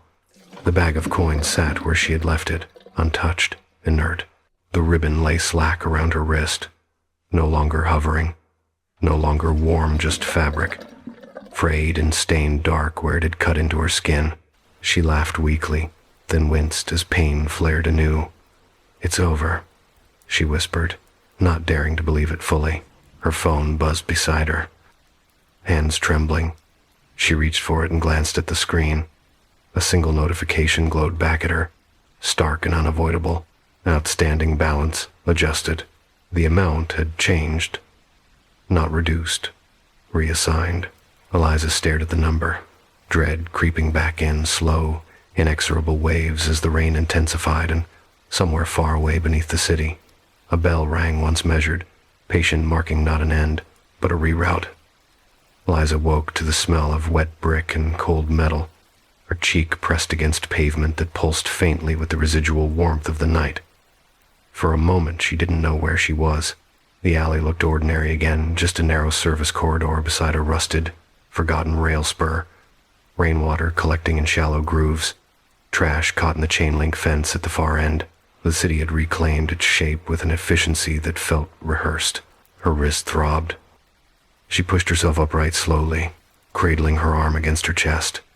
The ribbon was still there, wrapped tightly where she had knotted it, no longer glowing, no longer hovering, but undeniably present. The fabric had darkened with blood and rain, the knot swollen and stubborn. When she touched it, a dull ache radiated up her forearm, followed by a strange sensation like pressure equalizing after a long descent. The bag of coins sat where she had dropped it, canvas-soaked, ribbonless, inert. Eliza stared at it for a long time, half expecting it to stir, to reassert itself now that she was awake and aware. It did nothing.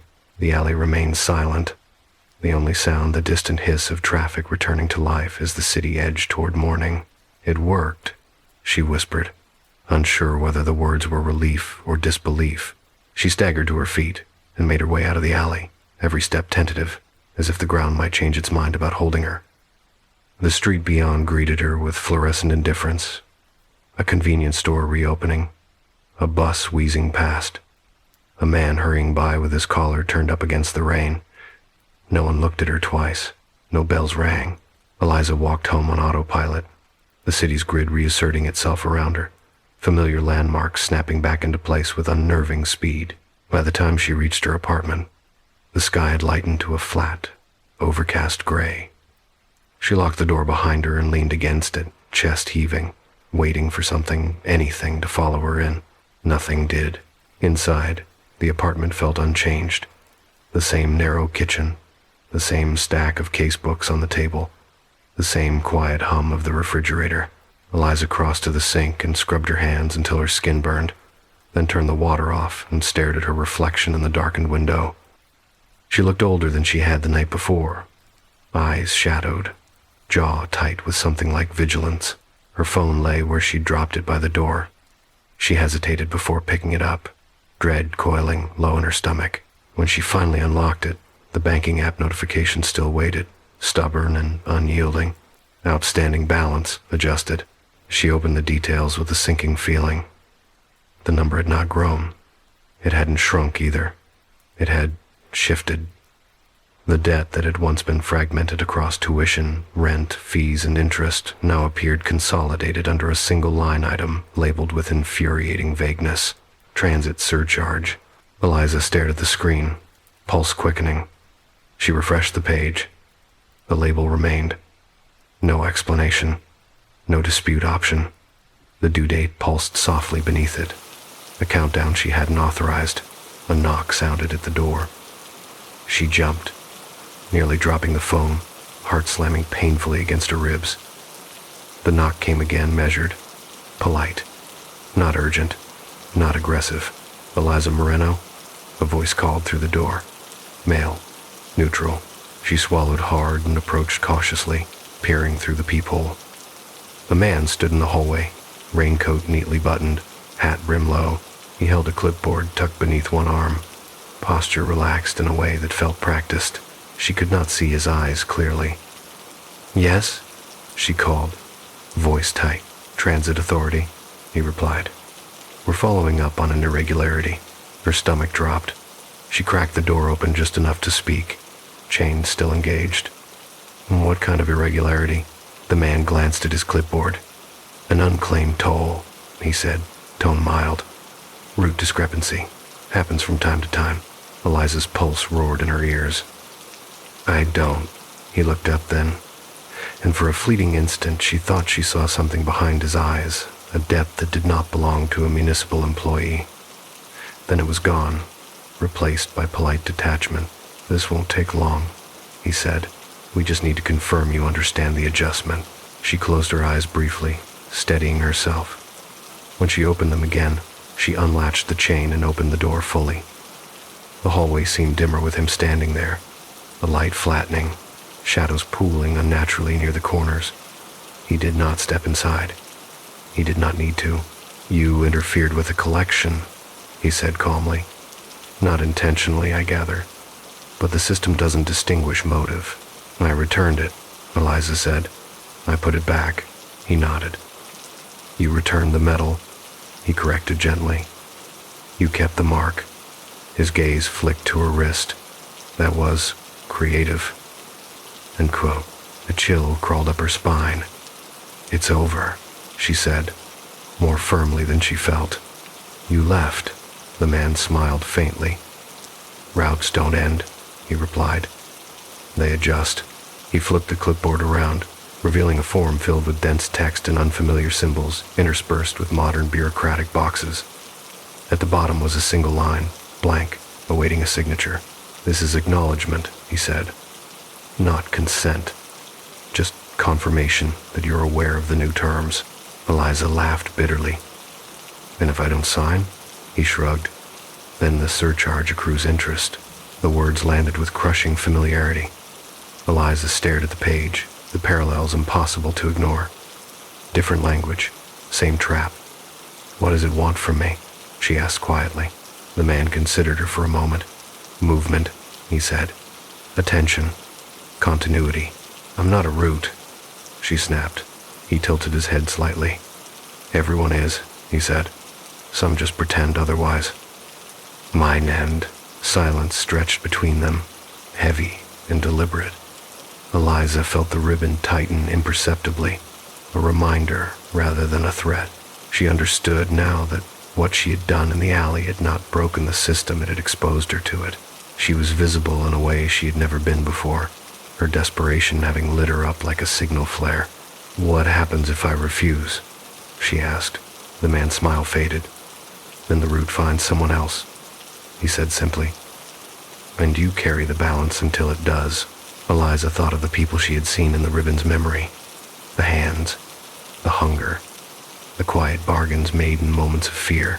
She thought of how easily she could become one of them again, trapped in a cycle that dressed inevitability up as choice. She reached out and took the pen from the clipboard. Her hand shook, but she forced herself to steady it. She signed her name.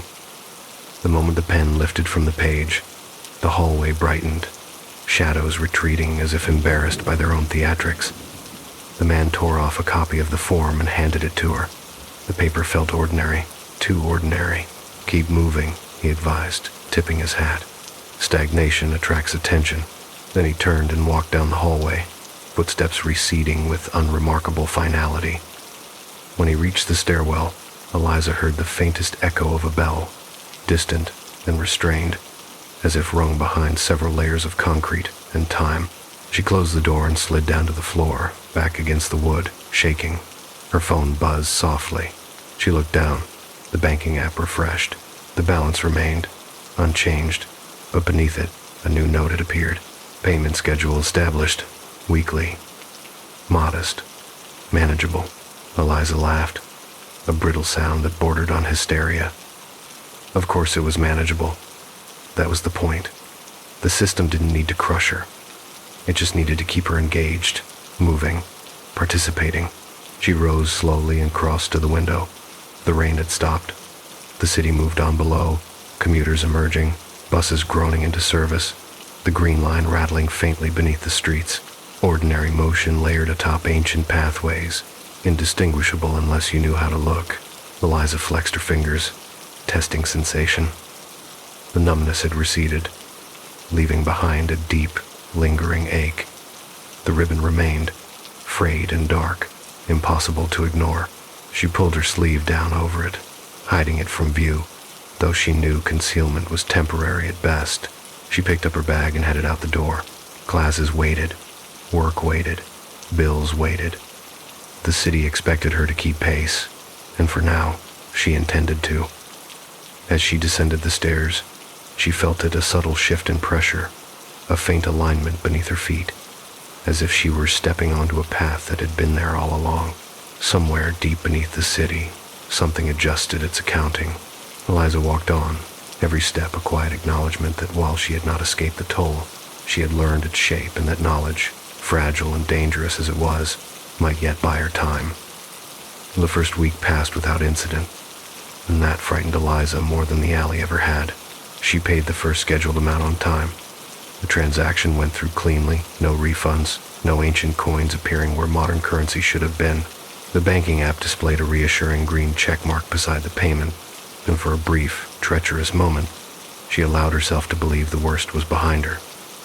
The city resumed its familiar cadence lectures, late shifts, the constant low-grade anxiety of living one overdraft away from collapse. Life pressed forward, indifferent and relentless, exactly the way it always had, only the ribbon refused to fade. It lay hidden beneath her sleeve, wrapped tight around her wrist, the knot stubborn and unmoving no matter how she tugged at it in moments of quiet desperation. The skin beneath remained tender, marked by faint bruising that never fully healed.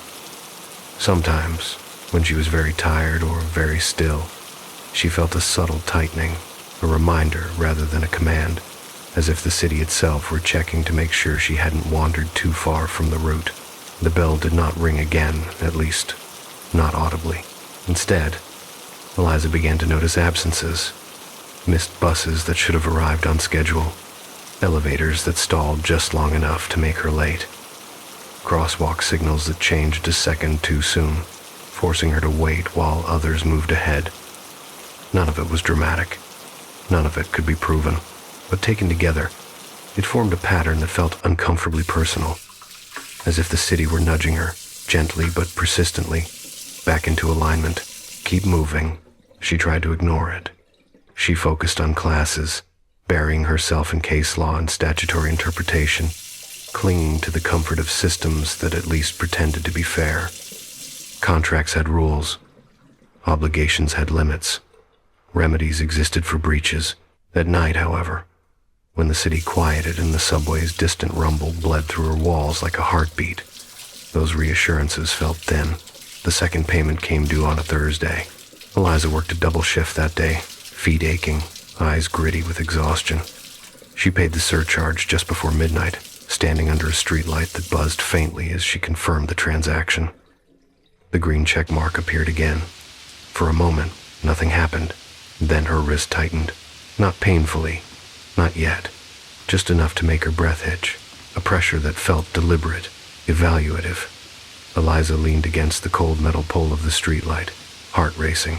"I paid," she whispered. "I did what you asked." The pressure eased. She exhaled shakily and pushed herself upright, glancing around the empty street. No stagecoach, no bells, just the hum of the city and the distant echo of traffic. She walked home quickly, telling herself that fear was inventing meaning where none existed. 3 nights later, the bell rang again. It was faint this time, muffled, as if heard through layers of concrete and earth. Eliza woke with a gasp. Sitting bolt upright in bed, heart hammering, the sound came again, closer, accompanied by the low, familiar creak of wooden wheels. "No," she whispered, scrambling out of bed. She crossed to the window and peered down at the street below. It lay empty, streetlights casting pale pools of light on wet pavement. The sound did not come from outside. It came from beneath. Her phone buzzed on the nightstand, hands shaking. She picked it up. The banking app was open without her touching it, the screen glowing softly in the dark. A new notification pulsed at the top. "Adjustment pending." "What adjustment?" she whispered. The bell rang again. Louder now. Closer. Eliza stumbled backward as the pressure around her wrists surged, no longer content to remind. It tightened sharply, forcing a cry from her throat. She clutched her arm, collapsing onto the bed as the room seemed to tilt. Shadows stretching unnaturally along the walls. Images flooded her mind tracks, branching endlessly beneath the city. Some abandoned, some active, all converging and diverging in a vast, subterranean web. She felt herself moving along one of them, not physically but accountably. Her presence registered like a weight on a scale. Payment accepted. The understanding pressed into her awareness. Receipt outstanding. Her stomach dropped. "No," she gasped. There's nothing left." The pressure tightened further, biting now, the sensation unmistakably like rope drawing taut.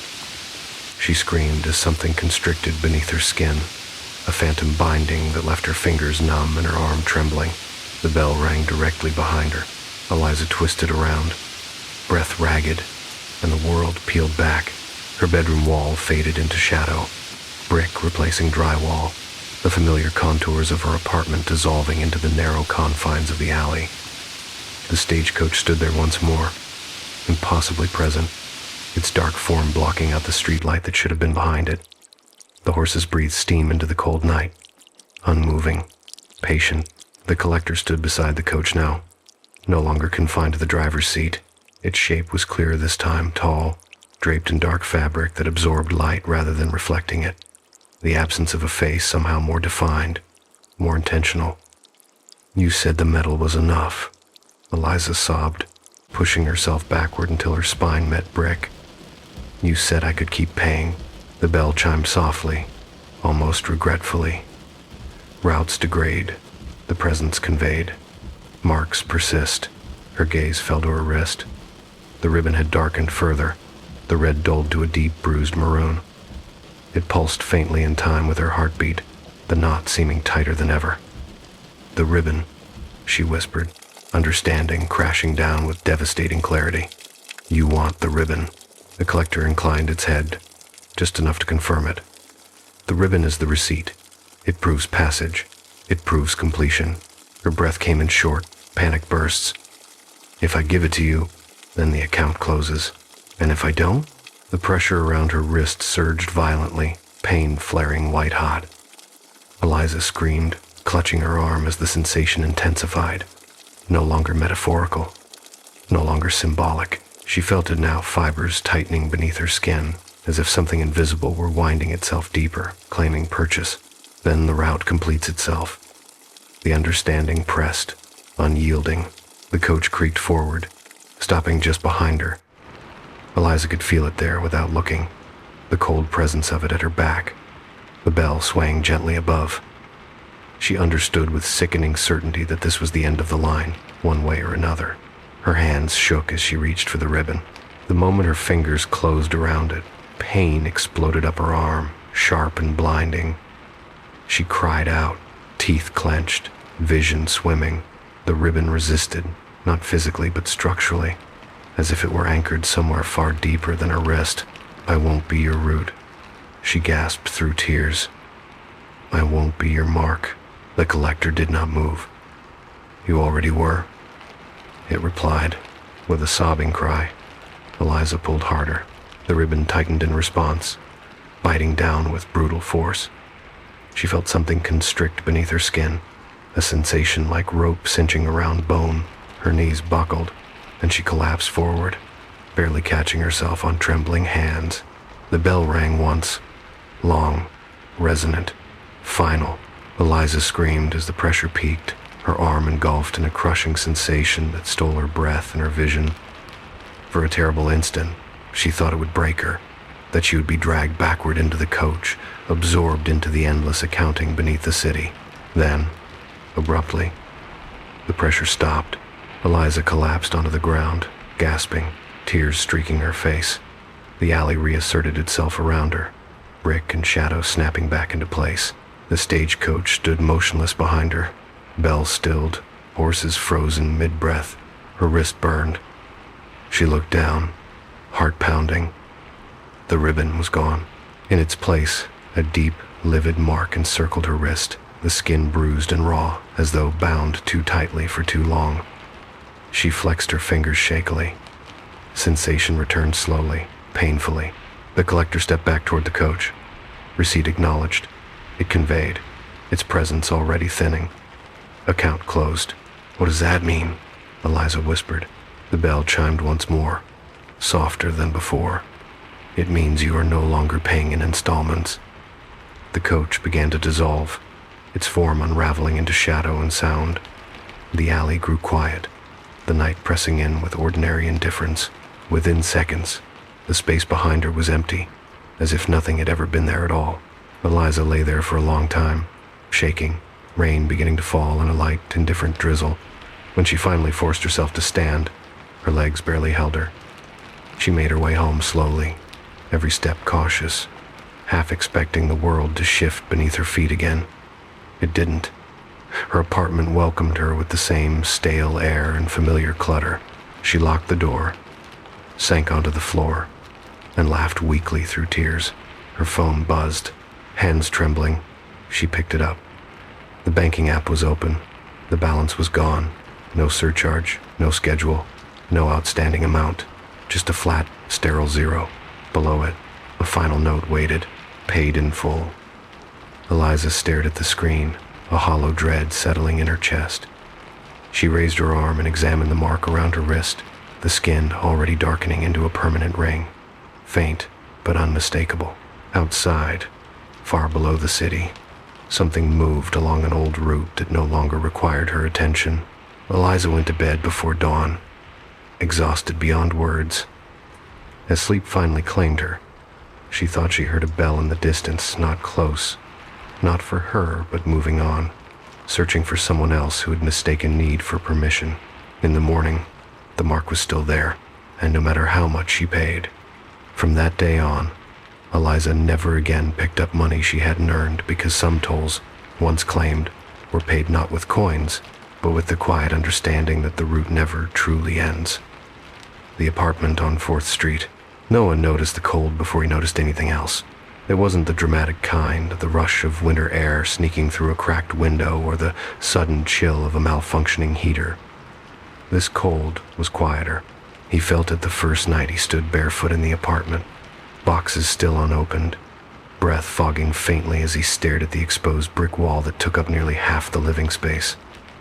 The rest of the room was warm enough, the radiator ticking reassuringly beneath the window, but the air within a few feet of the bricks carried a different weight, heavier, sharper, as if temperature itself had stalled there and refused to move on. He told himself it was insulation. Old buildings had quirks. Chicago had plenty of them. The listing had almost felt like a mistake. Top floor unit, pre-war construction, original brick, rent inexplicably low. Noah had read it 3 times before emailing, half expecting it to vanish before he hit send. It hadn't. The landlord, a thin man with a voice like dry paper, had shown him the place quickly, efficiently, never lingering near the wall, never explaining why the previous tenant had moved out so suddenly. People aren't used to quiet anymore, he'd said with a shrug. They imagine things, standing there now, alone. Noah wondered what kind of imagining required this much cold. He stepped closer, arms folding instinctively across his chest. The bricks were dark, uneven, their mortar cracked and pitted with age. When he lifted a hand and hovered it inches from the surface, his skin prickled in warning, as if he were approaching something actively hostile. He touched the wall. The shock made him gasp. The bricks were not just cold, they were deeply cold, the kind that sank instantly into bone, as if the temperature wasn't sitting on the surface, but emanating from somewhere far behind it. Noah pulled his hand back quickly, heart racing, staring at his reddening fingers. "That's not normal," he muttered. The radiator hissed behind him, working overtime.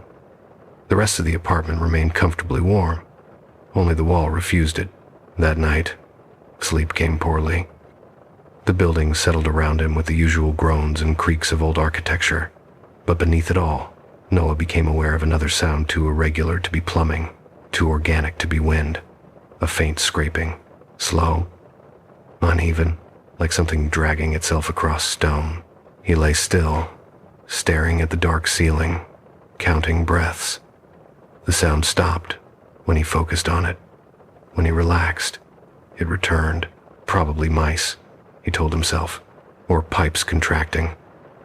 He turned onto his side, pulling the blanket tighter. The scraping softened into something worse, not louder, but more deliberate. A thin, rasping exhale. Then another. Noah sat up, heart hammering, and the sound ceased instantly, leaving the room drowned in silence so complete it rang in his ears. The next morning, he checked the wall in daylight. No gaps, no vents, no signs of infestation, just brick, solid, old. The cold lingered, unchanged, as if the night had never passed. Days followed a pattern. Work during the day, design contracts, deadlines, familiar digital problems that stayed politely inside his screen. Evenings at home grew increasingly tense. Noah found himself unconsciously avoiding the side of the room near the brick, arranging furniture to keep distance, working from the opposite wall. Still, the cold followed him, stopping just short of his desk like an invisible boundary line. The sounds returned on the third night. This time, they were clearer. Not scratching, not movement, breathing, slow, shallow, labored, the unmistakable sound of lungs working against resistance. Noah stood frozen in the middle of the room, every nerve screaming. The breathing came from behind the wall, he was sure of it now, threaded with a faint, wet sound that made his stomach turn. "Hello?" he called, hating the way his voice shook. Silence. He pressed his ear cautiously against the brick. The cold stabbed into his cheek, but beneath it, faint, rhythmic, undeniably real, came a weak, muffled sound like someone trying not to scream. Noah staggered back, bile rising. He grabbed his coat and left the apartment without turning off the lights, the stairwell echoing with his hurried footsteps. Outside, the city greeted him with indifference. Traffic, neon, warmth. He stood on the sidewalk, breathing hard, convincing himself he'd imagined everything. But imagination didn't explain why his cheek remained numb long after he'd stepped away. Research came next. Building permits, city records, archived photos buried in municipal databases. Noah lost an entire weekend to it. Coffee going cold beside his laptop as pieces began to align in ways he didn't like. Early 1900s. A tenement renovation. A sealed modification, noted without explanation. One photograph showed the building facade before renovation, 4th floor, center unit. a narrow window exactly where his brick wall now stood. No explanation for its removal. Then came the articles. Short, clinical, written in the language of containment. An outbreak, a family quarantined, neighbors complaining of noise, of smells, of fear, windows sealed to prevent spread. No follow-up, no list of survivors. Noah closed the laptop slowly, the apartment feeling suddenly smaller, the air heavier. He turned toward the brick wall, really looking at it now, seeing not design, but intent. The bricks were newer in places, uneven, as if laid quickly, as if speed had mattered more than precision. Jesus, he whispered. That night, he knocked, just once, tentative. His knuckles barely brushed the brick. The response was immediate. A sound exploded from behind the wall, raw, desperate. A chorus compressed into a single, suffocating scream that cut off abruptly, as if smothered by force. Noah stumbled backward, heart slamming painfully against his ribs, ears ringing with the echo of it. The breathing returned, frantic now, faster, louder, and beneath it, something else, scraping, closer. From that moment on, the wall did not let him forget it was there. After the knock, the apartment refused to return to normal. Noah tried to pretend it had been a mistake, an echo amplified by stress, a trick of old masonry and thinner nerves, but the wall no longer allowed ambiguity. The cold deepened, spreading outward in an uneven halo that crept across the floorboards at night, stopping just short of the bed like a warning line drawn in frost. He began sleeping in layers, sweatshirt pulled tight at the wrists, socks doubled, breath fogging faintly whenever he rolled too close to the brick. The radiator worked without pause, metal ticking and sighing, yet the temperature near the wall remained unchanged, as if heat itself were an unwelcome guest. The sounds changed too. The breathing no longer hid when he listened for it. It waited. Sometimes it matched his rhythm, inhale, exhale, lagging half a second behind, as if learning. Other times it fractured into uneven gasps, sharp and shallow, the desperate work of lungs starved of air. Once, very early in the morning, Noah heard something that made him sit bolt upright in bed. A faint, rhythmic thumping, irregular but purposeful, like knuckles striking brick from the other side. He stopped sleeping altogether after that. During the day, the wall behaved. It remained cold, yes, but inert, a thing that tolerated his presence with sullen indifference. Noah took advantage of the daylight to examine it more closely, tracing the mortar lines with gloved fingers, noting where the pattern broke, where the bricks didn't quite align. There were places, small, irregular patches where the mortar looked newer, smoother, as if someone had returned years later to reinforce the seal, or to silence something that hadn't stopped. He brought tools home on the fifth night. Not heavy equipment, just a small hammer, a screwdriver, the kind of things he told himself were meant for inspection, not damage. He didn't plan to break the wall. He just wanted confirmation, proof that what he was hearing had a physical cause he could point to, document, explain. He pressed the screwdriver gently into the mortar and twisted. The brick screamed. The sound did not come from Noah's ears so much as his chest, a sudden, compressed wail that reverberated through the room and collapsed inward, swallowed almost immediately by the wall. Noah dropped the tool with a clatter and staggered back, heart racing, palms slick with sweat. The breathing behind the wall surged into frantic motion, joined now by something wetter, more urgent, a rasp that sounded like a throat tearing itself raw in the effort to make noise. "I'm sorry," he gasped. "I'm sorry I didn't." The sounds cut off mid-breath. Silence flooded the apartment, so abrupt it left him dizzy. Noah stood there shaking, staring at the unmarked brick, waiting for the next sound, the next accusation. Nothing came. The wall absorbed everything, smooth and indifferent. That was when he realized the silence felt intentional, as if something were listening now. He didn't touch the wall again. Instead, he documented. Audio recordings picked up, nothing useful, static, room tone, the faint hiss of the radiator. Video showed only a man staring at a brick surface, eyes shadowed, skin pale. Frenzy showed the clips too, suggested stress, burnout, the familiar diagnoses people reached for when the alternative was too uncomfortable to consider. "You need sleep," one of them said gently. "Old buildings mess with your head." Noah smiled and nodded and stopped talking about it. But the apartment continued its work. He began to feel pressure when he stood too close to the wall, a subtle resistance like air thickening before a storm. His ears popped occasionally, the way they did in elevators, even when he hadn't moved. Once, while brushing his teeth, he caught his reflection flinching at a sound he hadn't consciously registered, his body reacting before his mind could catch up. The first dream came on the 8th night. He stood in a narrow room that felt unfinished, brick pressing in on all sides, ceiling low enough to make him hunch.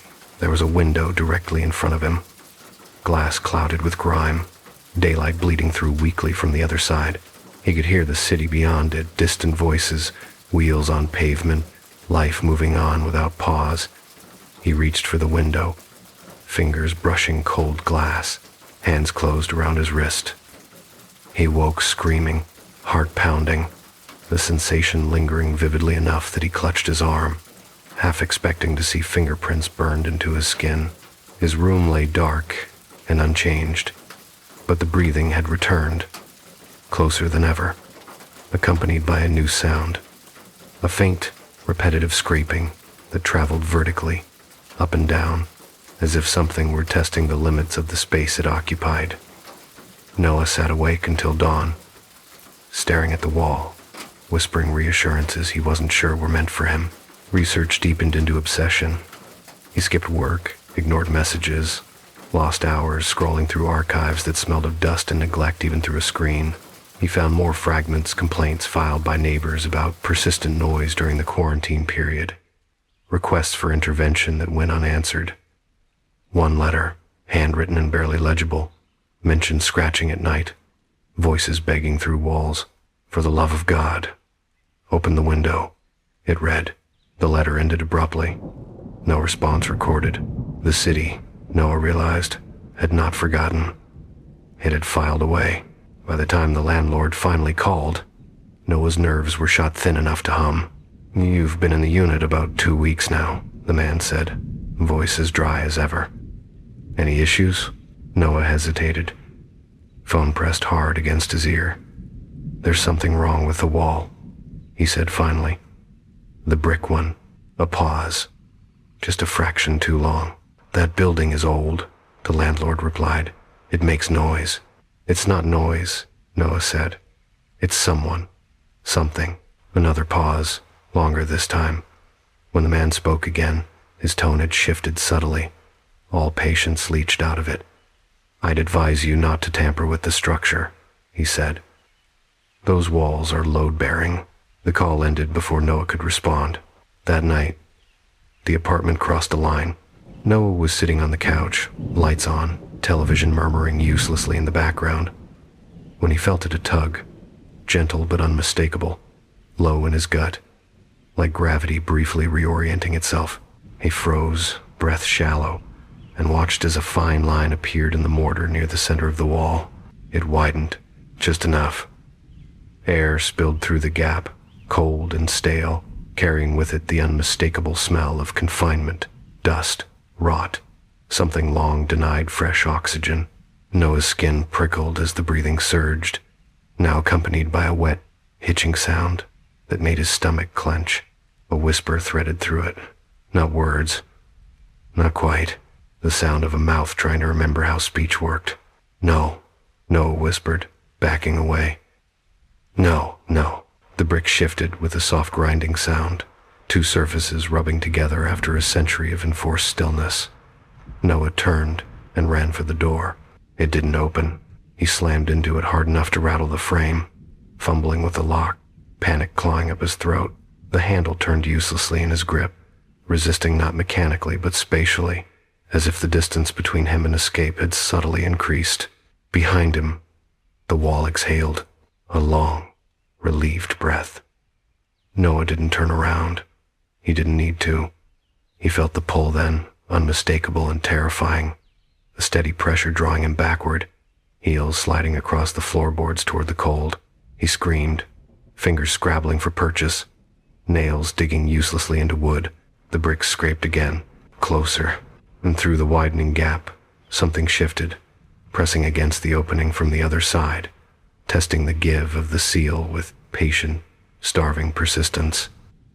The apartment lights flickered. Noah was dragged 1 inch closer to the wall, then another, the air thickening until every breath felt borrowed. In that moment, with panic dissolving into a colder, clearer dread, he understood what the wall wanted. Not escape, continuation. It had held them once. It needed to hold someone again. And Noah, who had listened when no one else did, who had touched, who had answered, no fit.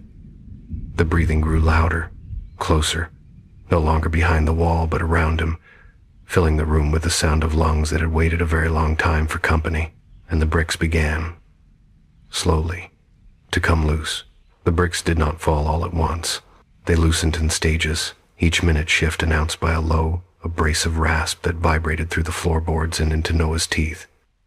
He felt the sound before he understood it, a pressure behind his eyes, a grinding insistence that made his jaw ache as if he'd been clenching for hours. He braced his hands against the door, shoulders screaming, boots sliding backward an inch at a time despite his weight, despite the frantic way his fingers clawed at the wood. "No, no, please," he gasped, the words thin and useless in the thickened air. Behind him, the wall exhaled again, longer this time, a breath that seemed to draw the room inward. The television's murmur warped, voices stretching into low, watery tones before cutting out entirely as the screen went black. The lights flickered, steadied, flickered again. With each flicker, the apartment felt subtly rearranged, distances shortening, corners rounding off as if the space were being gently kneaded into a new shape. The first brick slid free with a sound like a tooth pulled from wet gum. It dropped to the floor and shattered, dust puffing up in a pale cloud that tasted bitter when Noah inhaled. Through the narrow opening it left behind, he saw darkness, not empty darkness, but the suggestion of depth, a cramped volume that swallowed the light spilling from the room. Cold poured through the gap in a steady stream, carrying with it the smell he'd noticed before but never fully named. Mold and iron, and the faint, sour note of breath held too long. Something moved in the dark. Noah squeezed his eyes shut and screamed again, a raw, animal sound ripped from his chest. He shoved harder against the door, muscles burning, and for a terrifying second it felt like it might give. The handle rattled. The lock clicked halfway. Hope flared brief, blinding. Then the pressure surged. The pull at his back intensified. Not a yank, but a firm, continuous draw, as if the space itself had decided where he belonged. His feet slid, soles squealing against the floorboards. He twisted, reaching blindly for the couch, the table, anything, and managed to snag the edge of the coffee table with one hand. The breathing was everywhere now. It filled the room, layered and overlapping, shallow gasps and wet wheezes that seemed to come from multiple throats working in unsteady unison. Noah felt it against his skin, felt it move past his ears, felt it inside his own lungs as if his breath were being shared, rationed. "Stop," he choked. I'll help." The sounds faltered. The pull did not. Another brick slid loose. Then another. The opening widened enough for him to see more clearly, and what he saw froze the scream in his throat. It wasn't a tunnel. It wasn't a cavity gnawed by animals or rot. It was a room, a narrow, rectangular space sealed behind the wall, its brick interior darker and older than the apartment's surface layer, mortar blackened with age. The floor inside was littered with debris, splintered wood, scraps of cloth, the collapsed remains of what might once have been furniture. And on the far side of that room, half hidden in shadow, was the outline of a window, bricked over. From the inside, Noah's vision blurred. The dream rushed back to him with brutal clarity, the window, the light beyond it, the city just out of reach. His fingers slipped from the table as the pull drew him another inch closer. A hand pressed against the opening from the other side. It was not skeletal. It was not monstrous. It was unmistakably human skin stretched tight and dry, fingers trembling with effort, nails cracked and rimmed with ancient grime. The hand groped blindly along the edge of the gap, scraping against the bricks with a sound that made Noah's stomach heave. Another hand joined it, then another. They did not reach for him aggressively. They searched, tested, felt for warmth. Noah sobbed, the sound breaking into helpless fragments. "You don't want me," he whispered. I'm not what you think." The breathing changed again, shifting into something almost coordinated. The hands withdrew briefly, then returned, this time pressing outward together. The bricks groaned, mortar crumbling, the opening widening with terrible patience. A face appeared, not fully, just enough. An eye sunken, rimmed with grayish sclera. The pupil contracted painfully small, peered through the gap, and locked onto Noah with devastating focus. It did not blink. It did not roam. It fixed on him as if he were the first thing it had truly seen in a century. The eye glistened. The pull surged. Noah was yanked backward off his feet, his body slamming hard against the floor as he was dragged toward the wall. He flailed uselessly, nails screeching against the boards, throat raw from screaming. His heel caught on a loose rug and tore free, the shoe left behind as he slid. "No," he screamed. "Please, someone." The word "someone" died in his mouth as the realization struck with chilling certainty. There was no one else. There had never been anyone else. The room behind the wall wasn't empty because it had consumed its occupants. It was empty because it had been waiting. Noah's shoulders hit the bricks hard enough to knock the breath from his lungs. He gasped, chest spasming, as cold flooded into him, deeper than before, sinking into muscle and marrow. The hands closed around his arms, not gripping, not restraining, but guiding, pressing him gently but inexorably toward the opening. The eye watched, the entire time. "I can't breathe," Noah sobbed, the words torn from him, as panic spiked. The air felt thin, resistant. Every inhale an effort. His own breathing began to fracture, echoing the ragged rhythm he'd heard for nights now. The hands paused. The breathing around him slowed, matching his. Inhale, exhale, together. Understanding slid into place with sickening ease. They were teaching him. The hands shifted, repositioning, easing his shoulders toward the gap.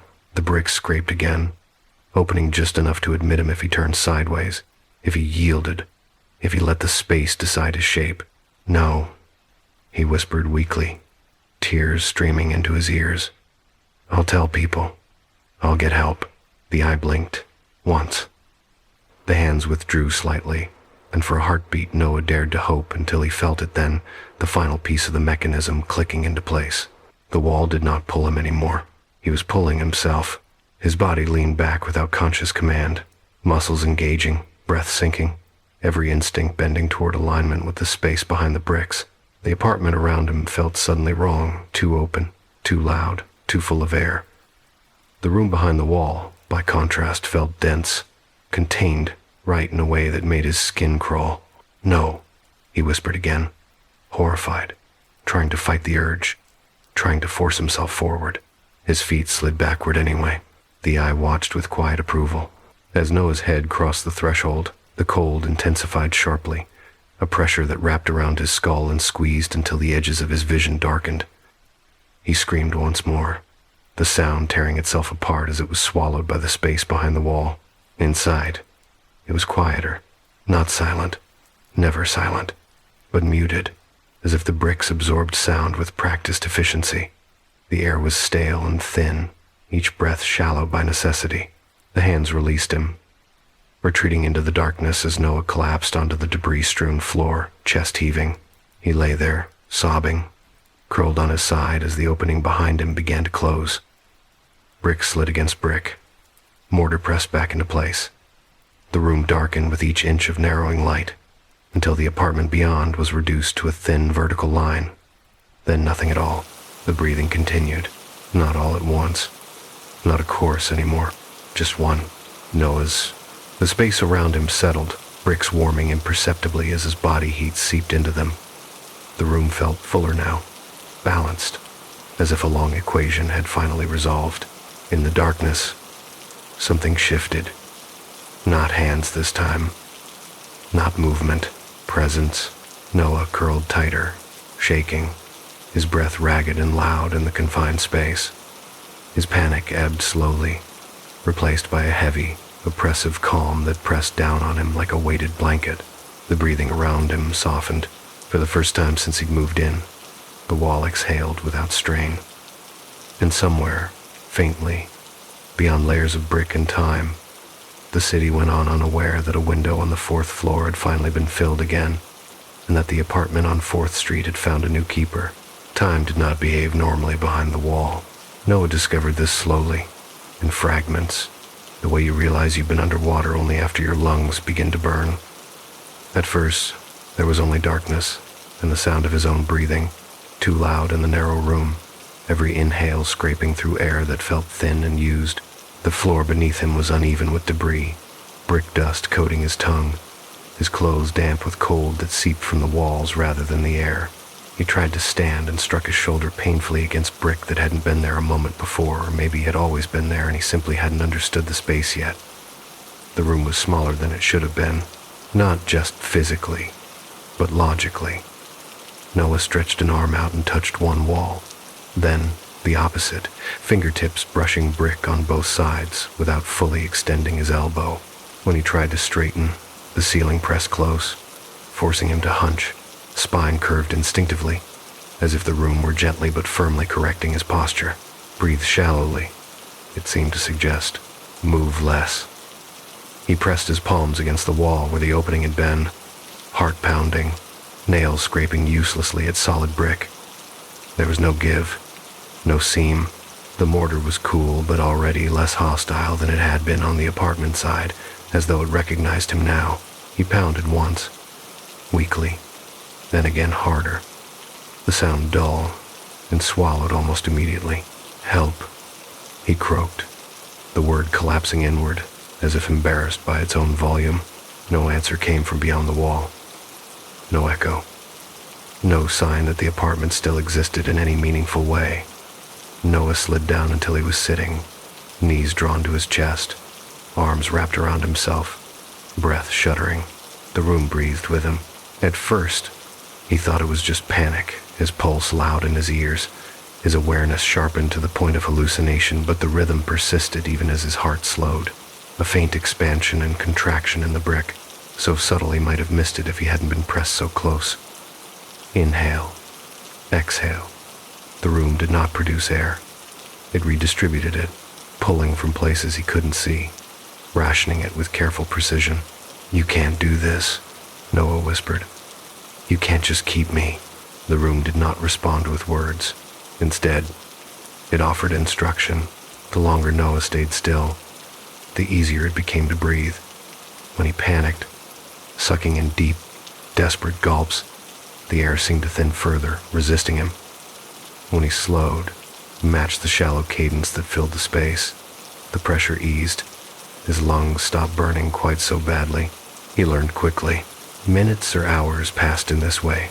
Noah lost track of time entirely, reduced to the mechanics of survival and the creeping, disorienting sense that the room was adjusting itself around him. The cold lessened, not vanished, but tempered, as if his presence had warmed something long dormant. The bricks no longer felt hostile against his skin. They felt familiar. Memory seeped in next, not his own. Images brushed against his thoughts when he closed his eyes, shadows moving in candlelight. A woman's cough tearing painfully from her chest. The sound of wood dragged across stone to block the window. Fear, thick and immediate. Hunger. Days marked not by clocks, but by weakening light and the slow, humiliating failure of bodies that could no longer fight infection or starvation. Noah whimpered, pressing his hands to his ears, but the memories did not come as visions so much as impressions, emotional residue embedded in the brick itself.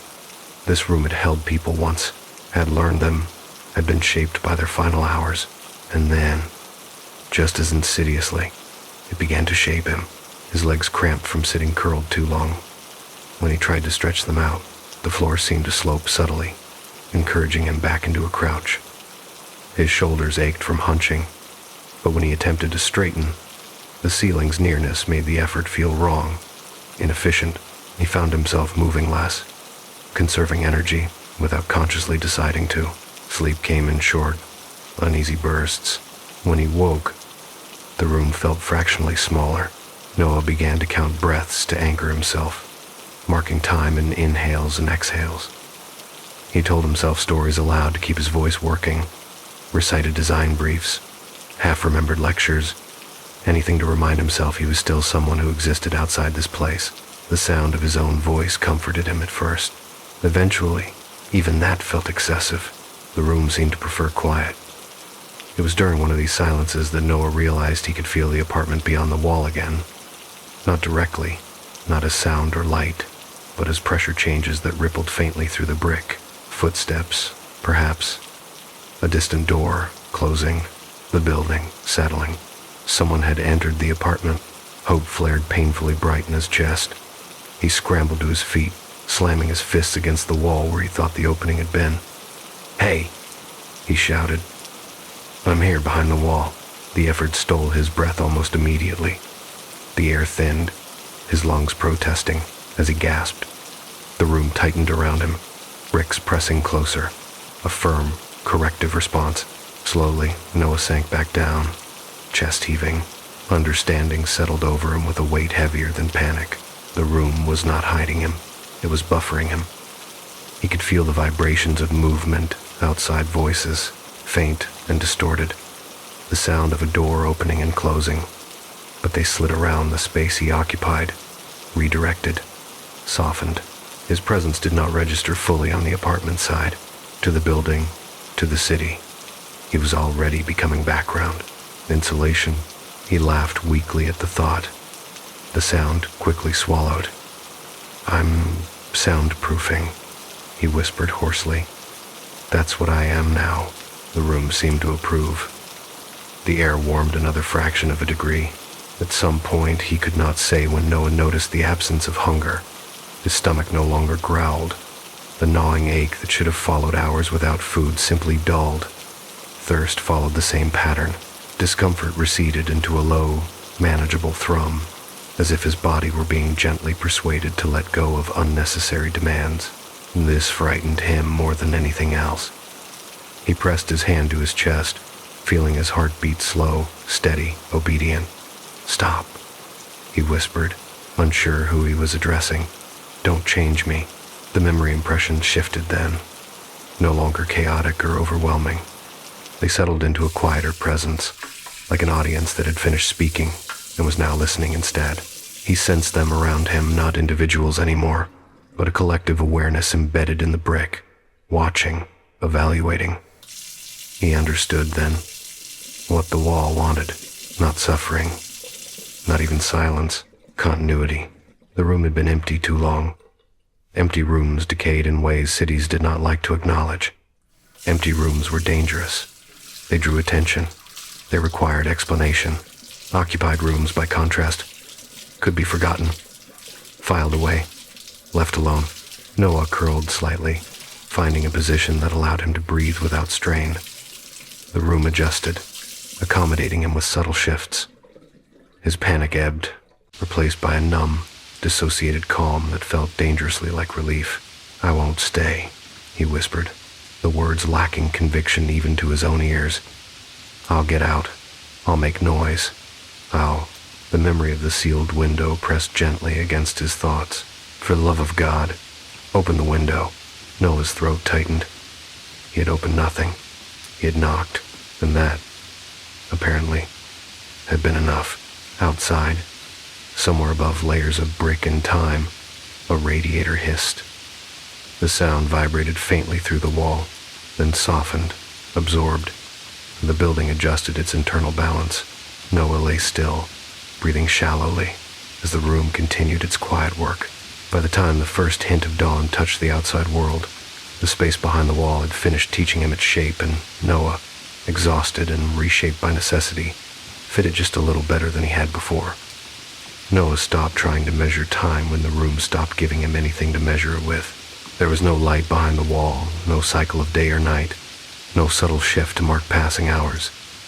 The brick absorbed everything evenly, a patient, unchanging darkness that pressed close without touching.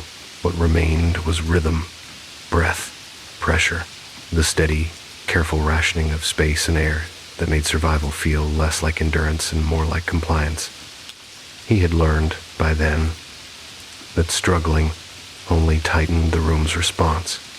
Panic thickened the air. Anger drew the walls closer. Stillness, by contrast, was rewarded. When he stayed calm, when he breathed the way the room wanted him to, the pressure eased. The bricks warmed. The space held. It was not kindness. It was maintenance. Noah lay on his side, knees drawn up, the position now second nature. His muscles no longer screamed in protest. They had adapted, shortening slightly, learning the limits imposed on them. His breaths were shallow but efficient, each one measured, borrowed. The room breathed with him, or perhaps he had learned to breathe for it. The distinction no longer mattered. He spoke less now. At first, he had narrated his thoughts aloud, clinging to the sound of his own voice as proof of self. But the room resisted excess noise. Sound pressed outward, wasted energy. His throat grew sore. His words thinned. Eventually, speech became something he rationed like air, used only when absolutely necessary. What replaced it was listening. The brick carried information if you knew how to receive it. Subtle vibrations traveled through the wall, distant footsteps, doors opening and closing, the muffled hum of life continuing on the other side. Noah learned to distinguish them, to tell when the apartment was empty and when someone moved through it. A new tenant arrived on the 4th day. Noah felt it immediately, not as sound, but as imbalance. The room tightened reflexively, bricks pressing closer until Noah adjusted his posture, curling slightly more, redistributing his weight the way the room preferred. The pressure eased once equilibrium was restored. He understood then that this space was no longer just containing him, it was using him. His presence stabilized the sealed room, gave it thermal mass, acoustic absorption, a human element that modern renovations had stripped away. The building did not want emptiness. Empty rooms invited questions. Occupied ones could be ignored. Noah laughed silently at the bitter irony. A graphic designer reduced to insulation, a human soundproofing layer. The laughter faded quickly. Even silent movements had consequences now. Sleep came more easily, though it was not rest. He drifted in and out of shallow unconsciousness, dreams bleeding seamlessly into memory. He dreamed of hands pressed against brick from the other side, of coughing that tore at the lungs, of a child's voice asking why the window would not open. Sometimes, he dreamed he was the one on the outside, standing in the apartment, listening to a faint sound he couldn't quite place. In those dreams, he always walked away. When he woke, the room felt marginally smaller. Noah pressed his palm against the brick and felt warmth there. His warmth slowly absorbed. The realization should have horrified him. Instead, it arrived with a dull, distant acceptance. He was part of the room's thermal balance now, part of its equation. He wondered how long the others had lasted. The impressions suggested weeks, months, perhaps, not long.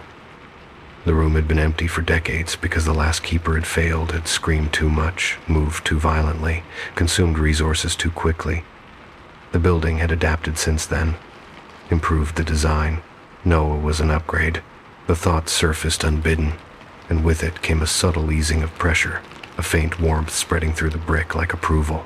"Don't," he whispered hoarsely, using his voice for the first time in what felt like days. "Don't. Like that."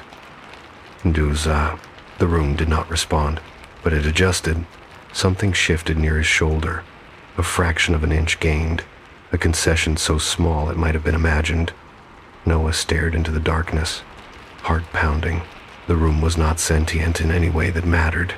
It did not think. It optimized, and optimization required feedback. He tested it cautiously. He shifted his weight. The wall pressed back, then settled. He slowed his breathing further. The pressure eased. When he tensed deliberately, resisting, the air thinned. Understanding settled into place with a quiet, devastating clarity.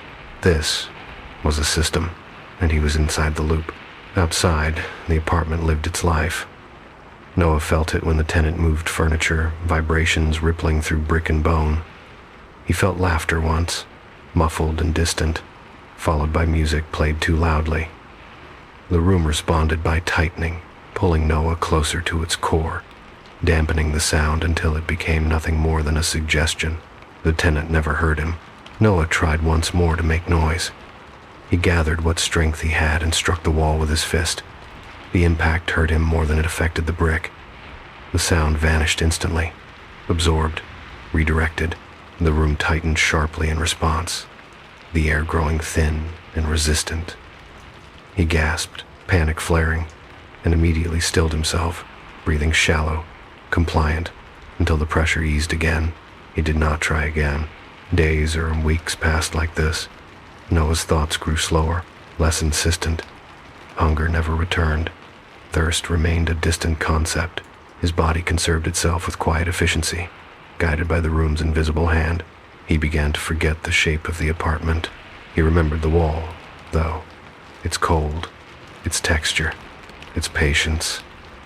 The final change came without warning. One moment, Noah was breathing in the shallow rhythm the room required. The next, he felt a pull, not backward, not forward, but into the wall itself. The bricks warmed rapidly, his body heat flowing outward faster than before. His chest felt heavy, as if pressed against a surface that was slowly giving way. Panic surged, reflexive and sharp. He tried to pull back, to reassert himself, but the room did not allow it. The pressure increased, not violently, but decisively. This was not consumption, it was integration. Noah felt the boundary between his body and the brick blur. Not pain, never pain, but a profound, disorienting numbness as sensation diffused outward. His breathing slowed further, then slowed again, until it no longer felt like effort at all. The room breathed. He realized, distantly, that he no longer could. His last coherent thought was not of escape or fear, but of completion. The room felt balanced now. Warm, quiet, satisfied. Outside, the tenant on the fourth floor paused mid-step, frowning slightly. "Do you feel that?" she asked no one, rubbing her arms. "It just got colder," the radiator hissed. The feeling passed. She shrugged and went on with her evening. Behind the exposed brick wall, now perfectly sealed and evenly tempered, the space held steady. No drafts, no noise, no unexplained cold. The building settled comfortably around its corrected interior. The apartment on 4th Street had what it needed again, and it would not, for a very long time, let itself be empty. The farmer's legacy. Hazel smelled the wheat before she saw it. The scent rolled through the open car window miles before the farmhouse came into view. Thick, sweet, and wrong in a way she couldn't immediately name. It wasn't the clean, dry smell she remembered from childhood summers, when the fields shimmered gold under the Oklahoma sun and dust clung to her shoes like a badge of belonging. This was heavier, damp. Underneath the wheat was something darker, an edge of rot and sulfur that made her wrinkle her nose and roll the window halfway up. The land looked perfect, too perfect. Row after row of wheat stood tall in uniform, their heads bowed as if in practiced reverence. Not a patch of blight or thinning soil anywhere in sight. Hazel slowed the car instinctively, eyes scanning the fields for the irregularities that always marked real farms. Burned patches, wind scars, uneven growth. There were none. The crop looked untouched by drought, insects, or time itself. Her grandfather had always said the land was blessed. As a child, she'd believed him. The farmhouse sat at the edge of the fields, white paint peeling, porch sagging slightly under the weight of years. Silas's truck was still parked out front, unmoved since the last time Hazel had visited, its tires half swallowed by dust. She cut the engine and sat for a moment, hands resting on the steering wheel, listening to the wind move through the wheat. It didn't rustle the way she expected. The sound was muted, thickened, as if the air itself were heavier here, pressing down on the stalks and holding them in place. Hazel stepped out of the car, boots crunching softly on gravel, and immediately felt it. The ground beneath her feet wasn't warm from the sun, but cool, faintly damp, like freshly turned soil after rain that never came. Inside, the house smelled of boiled coffee and old paper. Silas sat at the kitchen table, shoulders stooped, hands wrapped around a chipped mug he hadn't lifted in a while. He looked smaller than Hazel remembered, skin drawn tight over bone, eyes sunken but sharp, tracking her the moment she stepped into the room. "You came," he said, voice rough, unused. "You asked," Hazel replied gently, setting her bag down. "You said you needed help." Silas nodded, gaze drifting toward the window that faced the fields. "Land don't tend itself," he murmured. "Not forever." Hazel followed his gaze. From this angle, the wheat pressed close to the house, almost intimate, the first row growing far nearer to the foundation than she remembered. "The fields look good," she offered. "Better than I've ever seen them." Silas's mouth twitched into something that wasn't quite a smile. "They always do." The first night, Hazel woke to the sound of running water. She padded down the hall, half asleep, following the noise to the kitchen.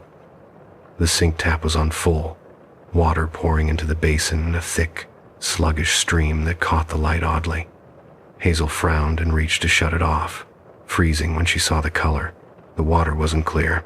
It flowed black and viscous, streaked with darker clumps that clung briefly to the porcelain before sliding down the drain. The smell hit her a second later, wet earth, sulfur, something organic and sour that made her gag. She stumbled back, heart racing. The tap shut itself off with a sharp twist. The sink left stained with dark residue that slowly faded as if it had never been there at all. By morning, the kitchen was spotless. Silas said nothing when she mentioned it over breakfast. He ate slowly, methodically, eyes fixed on his plate. "Pipes act up," he said eventually. "Old house." Hazel didn't argue, but unease settled into her bones. The signs multiplied quickly after that. Patches of wheat near the house began to blacken, not from drought or fire, but from the inside out. Hazel snapped a stalk in half and recoiled. The interior was charred, brittle, smelling faintly of smoke, despite the absence of flame. When she dug into the soil, her hands came away coated in dark, sticky earth that resisted being washed clean. That night, the wind carried voices. Not words, never words, but a low, steady murmur that seemed to rise from the fields themselves, like breath exhaled by the land. Hazel lay awake listening, the sound threading through the walls, vibrating faintly in her chest. Silas grew quieter as the days passed. On the fourth evening, Hazel found him in the barn, standing motionless at the edge of the field, hat clutched in both hands. The wheat swayed gently around him, brushing his legs like something affectionate. "You ever notice," he said without turning, "how the land don't give without taking?" Hazel hesitated. "That's farming," she said carefully. "You invest. You work." Silas shook his head slowly. "Not like this." The truth came out in fragments. Late one night, after Hazel woke screaming from a dream of roots winding around her ankles, Silas finally spoke. He told her about the year the rains never came, when the fields failed and the banks circled like a vulture. About the men who'd whispered of old ways, of bargains struck not with devils in flames but with the soil itself. "You promised the land a future," Silas said, eyes hollow, "and it promises you abundance." Hazel's breath caught. "That's folklore," Silas finished softly. "That's what I told myself too." He told her about the contract, written in a hand that wasn't quite human, ink that never faded, about the clause he'd skimmed past in his desperation. "The harvest shall endure." The line chope. Hazel thought of her brother then, of his sudden death years ago, ruled an accident. Body found cold at the edge of the field. Her voice trembled. "You mean..." Silas turned to her at last. He was the air. The room felt colder suddenly, the air thick with the same damp weight Hazel had sensed on her arrival. "Outside," the wheat whispered. "And now?" Hazel asked. Silas's gaze dropped to her hands. The ground beneath the farmhouse shuddered faintly, a deep, subterranean movement like something shifting its grip. Silas spoke the words with the resignation of a man who had known this moment was coming for years. "Now the land remembers you." Hazel did not sleep after Silas spoke her name into the ground like a confession. She lay awake in the narrow guest room, staring at the ceiling fan as it turned in a slow, uneven circle, its shadow slicing the darkness into rotating wedges. The house breathed around her, wood popping softly as temperatures shifted, the distant creak of beams settling, but beneath it all she felt a deeper rhythm, a patient pulse that seemed to rise from below the floorboards. The land was not restless. It was expectant. Outside, the wheat whispered continuously now, no longer content to murmur only when the wind passed through it. The sound carried a density to it, like too many voices layered together and pressed flat, stripped of language but heavy with intent. Hazel pressed her palms against her ears, but the sensation remained, vibrating faintly through bone and blood. By dawn, she gave up on sleep. She found Silas already awake, seated at the kitchen table exactly where he had been the night before, the same mug cooling untouched in front of him. Morning light filtered through the window, casting pale stripes across his lined face and the wood grain of the table. He looked like a man who had already reached the end of something and was simply waiting for the paperwork to catch up. "You should leave," he said quietly without looking up. Hazel stopped short, anger flaring hot and sudden. "You don't get to decide that now." Silas nodded, accepting the rebuke without resistance. "I know." She crossed the room and sat opposite him, the table between them feeling less like furniture and more like a boundary. "Tell me everything," she said. "All of it. No more pieces." Silas sighed, a sound that seemed to deflate him. "There's not much to tell. Not much that matters anyway." "It matters to me," Hazel snapped. "It matters because whatever you did out there," she gestured toward the window, toward the fields, "is still doing something. And it's doing it to me." Silas's fingers tightened around the mug. For a moment, Hazel thought he might argue. Instead, he nodded slowly. "All right," he said. "Then listen carefully." He told her about the man who'd come to him all those years ago, not riding in on a storm or appearing in smoke, but walking up the dirt road like any other neighbor. He'd worn no hat, no boots, his shoes sinking into the soil without leaving prints. He spoke of cycles, of balance, of old agreements, older than banks or laws. He called himself a steward. He said the land remembers who feeds it, Silas murmured, and it remembers who takes without asking. Hazel's skin prickled. "And you believed him." "I believed the drought," Silas replied simply. "I believed the sound of the soil cracking open. I believed the bank notices. I believed the empty crib in the barn where the calves should have been. The contract," Silas explained, "wasn't signed in blood or fire. It was signed with a thumb pressed into damp earth, words sinking into soil like seed. It promised continuity, not prosperity forever, just survival, season after season, no matter what the skies did or the markets demanded." "And the cost?" Hazel asked. Though she already knew, Silas swallowed. "The land takes from the line, one life to anchor the harvest. Not all at once, not cruelly, just when it's needed." Hazel pushed back from the table, chair scraping loudly against the floor. "You're talking about sacrifice," she said, voice shaking. "Human sacrifice." Silas winced. "I told myself it was fate, that the land would have taken someone anyway. Accidents happen on farms." Hazel stared at him, fury and grief tangling painfully in her chest. "My brother didn't fall," she whispered. "Did he?" Silas closed his eyes. When he opened them again, they were wet. "No," the house groaned softly, a deep, resonant sound that seemed to come from below rather than around them. Hazel felt it through the soles of her feet, a vibration that lingered long enough to feel intentional. "He was sick that year," Silas continued hoarsely. "Weak. The land chose gently, if you can call it that. He walked into the field one night and never came back out." Hazel's breath hitched. "You let him?" "What?" Silas looked at her then, really looked at her, and Hazel saw the weight he'd been carrying all this time etched into every line of his face. "I told myself I had no choice," he said, "that the farm needed him, that the family needed the farm, and now it needs me," Hazel said flatly. Silas did not deny it. The signs intensified after that conversation, as if the land sensed that secrecy was no longer required.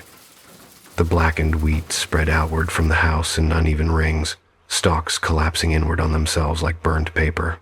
The well water ran dark more frequently, staining Hazel's hands no matter how long she scrubbed. The smell of sulfur grew stronger, mingling with the scent of damp grain until Hazel could taste it at the back of her throat. And always, there was the feeling of being watched, not from the house, not from the fields exactly, but from below, from within.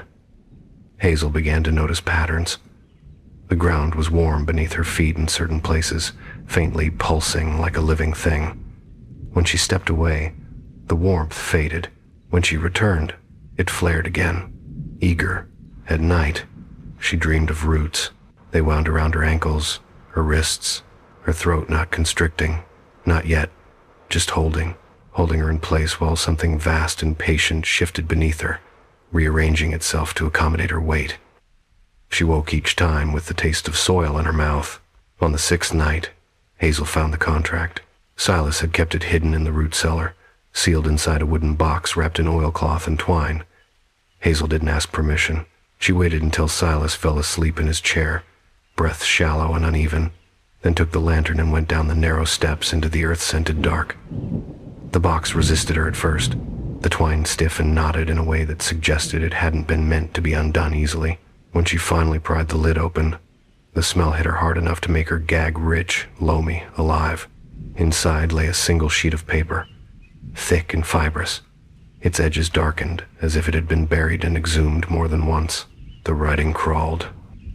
Not literally, but Hazel had the distinct impression that if she looked away and back again, the words might rearrange themselves. The ink was the color of old roots, pressed deep into the page. She read it twice. Then a third time. The harvest endures. The line maintains the soil. The inheritor anchors the yield. There was no signature. No name. Only a thumbprint at the bottom, pressed into a smear of earth that had never fully dried. Hazel's hands shook as she lifted the paper. "No," she whispered. "You don't get to decide this." The lantern flickered violently, the flame guttering as if starved of oxygen. The ground beneath the cellar floor shuddered, a slow, deliberate movement that sent dust raining down from the beams. The land had felt her touch. Hazel did not hesitate after that. She carried the contract outside into the open air, boots sinking into soil that felt suddenly loose, unstable. The field stretched around her in all directions, wheat swaying gently despite the absence of wind. The sky above was cloudless, blue and indifferent. She struck a match. The flame flared bright and eager, heat licking at her fingers. She held the contract over it, heart pounding. The paper did not burn. The flame guttered, shrinking, then went out entirely, leaving the page unmarked. Hazel tried again, and again. Each time the fire failed, smothered as if the paper drank the heat instead of surrendering to it. "No," Hazel hissed, panic creeping in. "You don't get to keep this," the ground responded. A deep crack split the earth at her feet, not violent, but purposeful. The wheat around her bowed sharply, stalks bending inward toward the fissure as if drawn by gravity. Hazel stumbled back, clutching the unburned contract to her chest as the smell of sulfur intensified. From the field came a sound like wet soil being pulled apart. Slowly, inexorably, something began to rise. Hazel's breath caught as a shape forced its way up through the wheat, a massive arm formed of compacted earth and tangled roots, clods falling away as it emerged. The fingers flexed experimentally, soil grinding against soil, black sap seeping from between them. Hazel turned to run. The ground lurched beneath her feet, the earth suddenly unwilling to let her go.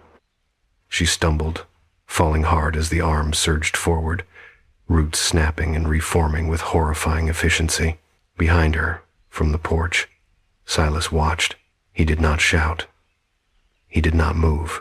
His face was drawn into an expression Hazel could not immediately place something between grief and relief, resignation heavy in his eyes.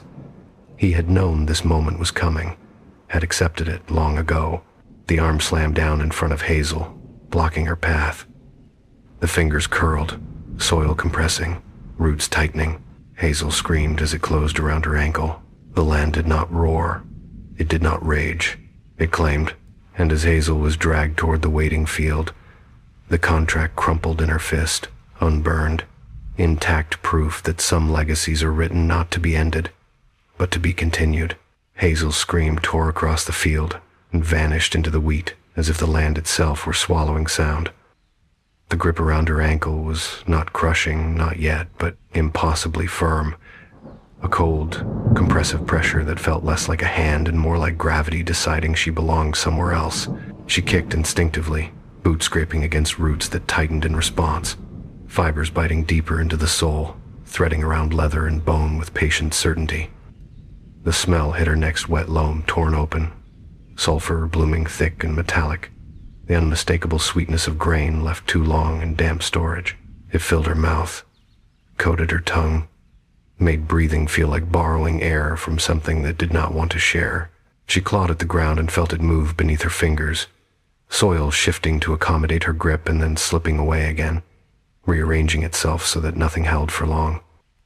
Each movement she made was answered by a subtle counter-movement from below, as if the earth were learning her weight, her leverage, her panic. "Grandpa!" she screamed, twisting to look back toward the house. "Help me!" Silas did not move. He stood on the porch with his hands at his sides, shoulders rounded, eyes fixed on the field with a terrible stillness that made Hazel's chest ache. The wind brushed the wheat around him and left him untouched, like a line the land had drawn and decided not to cross.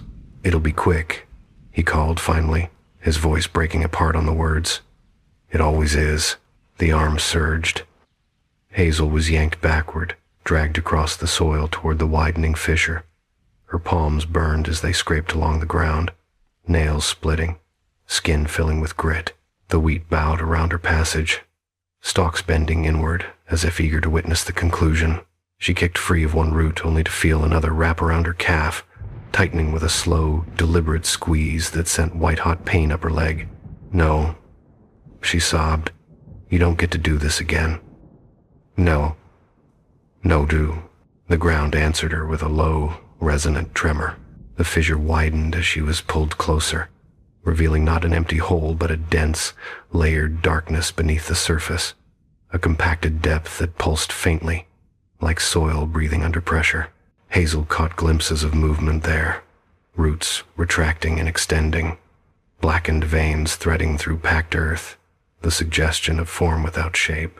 She remembered her brother's boots by the door, remembered the way he'd smelled like hay and sun when he came in at night, remembered the silence after he didn't. With a desperate cry, Hazel twisted her body hard enough to roll onto her side, jamming her heel against a stone and pushing with everything she had. The grip loosened for a fraction of a second, long enough for her to wrench her leg free and scramble backward, heart hammering. The arm paused. It did not retreat. It adjusted. Roots surged again, faster now, snapping across the ground in branching arcs that cut off Hazel's escape. She staggered to her feet and ran not toward the house, not toward Silas, but sideways through the wheat, lungs burning as stalks whipped against her face and arms. The field closed around her, visibility collapsing into a tunnel of pale gold and shadow. The whispers rose, not voices, not words, just a pressure in her ears, a steady murmur that felt like agreement being reached. Hazel tripped over a hidden furrow and went down hard, breath knocked from her lungs.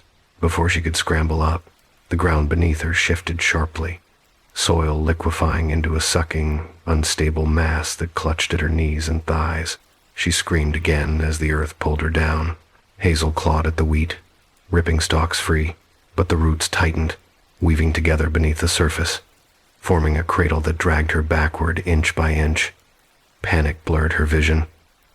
The smell grew stronger. The heat rose from below, not burning but oppressive, like standing too close to compost turned too often. "I won't be your anchor," she gasped, clutching the contract against her chest with her free hand. "You already took him." The land did not deny it. It remembered. Images flooded her mind, years compressed into sensation rather than sight. Seasons cycling with relentless efficiency, drought diverted, pests failing, markets turning. Each success underwritten by something buried and silent, something held just beneath the surface, feeding the soil with what it could not replenish on its own. The contract pulsed faintly in her grip. Hazel's breath hitched as understanding sharpened. The paper wasn't indestructible because it was protected.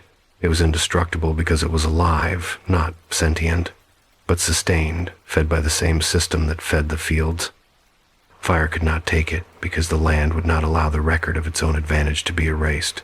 "You can't keep doing this," Hazel whispered, voice hoarse. "There won't be anyone left." The roots paused. For the first time since the arm had emerged, the pressure eased just enough for her to draw a full breath. The murmuring beneath her skin shifted, not questioning, not angry, calculating. The line continues. The understanding pressed, cool and impersonal. Continuity is sufficient. Hazel laughed then, a short, hysterical sound edged with fury. "You think I'm continuity?" She choked. "I'm an end." With a trembling hand, she unfolded the contract and pressed it flat against the ground. The soil beneath it darkened immediately, moisture blooming outward in a perfect oval. Roots coiled beneath the page, eager, ready to receive it back into the system where it belonged. Hazel slammed her palm down on the paper and focused not on burning it, not on destroying it, but on breaking its promise. "You want an inheritor?" She shouted into the field. "Then inherit this." She tore the paper in half. The sound was wrong. Not the dry rip of fiber, but a wet, tearing resistance that made Hazel gag. The contract split unevenly, edges fraying like exposed roots. The ground convulsed violently, a shockwave rolling through the field that knocked Hazel flat and sent the wheat whipping wildly in all directions. The arm recoiled, roots snapping back beneath the surface as if stung. From the porch, Silas cried out. Hazel rolled onto her side, coughing, heart racing. The land screamed not audibly, but in pressure and heat, the murmur surging into a chaotic roar that rattled her teeth. Cracks spiderwebbed through the field, soil heaving as something massive shifted beneath it, destabilized. She didn't wait to see what came next. Hazel scrambled to her feet and ran for the house, boots slipping on loose dirt, lungs screaming. The field fought her less now, roots grasping but failing to hold as if coordination had been disrupted. She reached the porch steps and nearly collapsed, climbing them, slamming the screen door open with shaking hands. Silas stood frozen in the doorway, eyes wide, face pale. "What did you do?" he whispered. Hazel shoved past him into the house, heart pounding. "I broke it," she gasped. Not enough, but enough to hurt it. The house groaned, as if in response. From outside came a sound like earth collapsing inward, followed by a deep, furious rumble that rolled beneath the foundation. Hazel staggered as the floor lurched beneath her feet. Silas grabbed her arm. "You don't understand," he said urgently. "You can't just damage a thing like that. It'll take what it's owed anyway." Hazel wrenched free, eyes blazing. "Then it can take you." Silas flinched as if struck. For a heartbeat, they stared at each other, two generations bound by the same land, the same choices, the same terrible arithmetic. Outside, the wheat thrashed, the ground splitting and reforming in violent waves. "You made the promise," Hazel said, voice steady despite the chaos. "You keep it." Or sighed Bask. Silas's gaze dropped to the floor. The house creaked. The rumble beneath them deepened, drawing closer, more focused. He nodded once. "I figured this day would come," he murmured. Silas stepped back toward the door. Hazel grabbed his sleeve. "What are you doing?" He met her eyes, and for the first time since she'd arrived, there was something like peace there. "What I should have done years ago," he said softly. Before she could stop him, Silas pulled open the door and stepped back onto the porch. The ground surged. Hazel screamed his name as roots exploded up through the boards, wrapping around Silas's legs, his waist, his chest. He didn't fight. He closed his eyes and tipped his hat once, a gesture so familiar it broke something inside her. The land took him. It was not quick. The wheat bowed deeply as Silas was dragged down, soil closing over him in heavy, wet waves until nothing remained but disturbed earth and the echo of something settling into place. The rumble subsided. The field, fell still. Hazel collapsed to her knees, sobbing, the torn halves of the contract clenched in her fists. The smell of sulfur lingered, sharp and accusatory. But beneath it something else crept in, an unfamiliar emptiness, a hollowness where pressure had once been constant. Outside, the wheat began to wilt, not immediately, not dramatically, but subtly, heads drooping, color dulling, as if the land itself had lost a rhythm it could not easily replace. Hazel staggered to her feet and walked to the edge of the porch, staring out at the fields with hollow eyes. She did not feel victorious. She did not feel free. She felt responsible.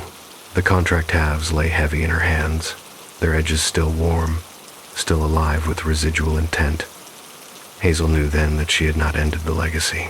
She had inherited it in a different way, and the land, wounded and recalculating, was already deciding what that meant. The silence after Silas was taken was not peace.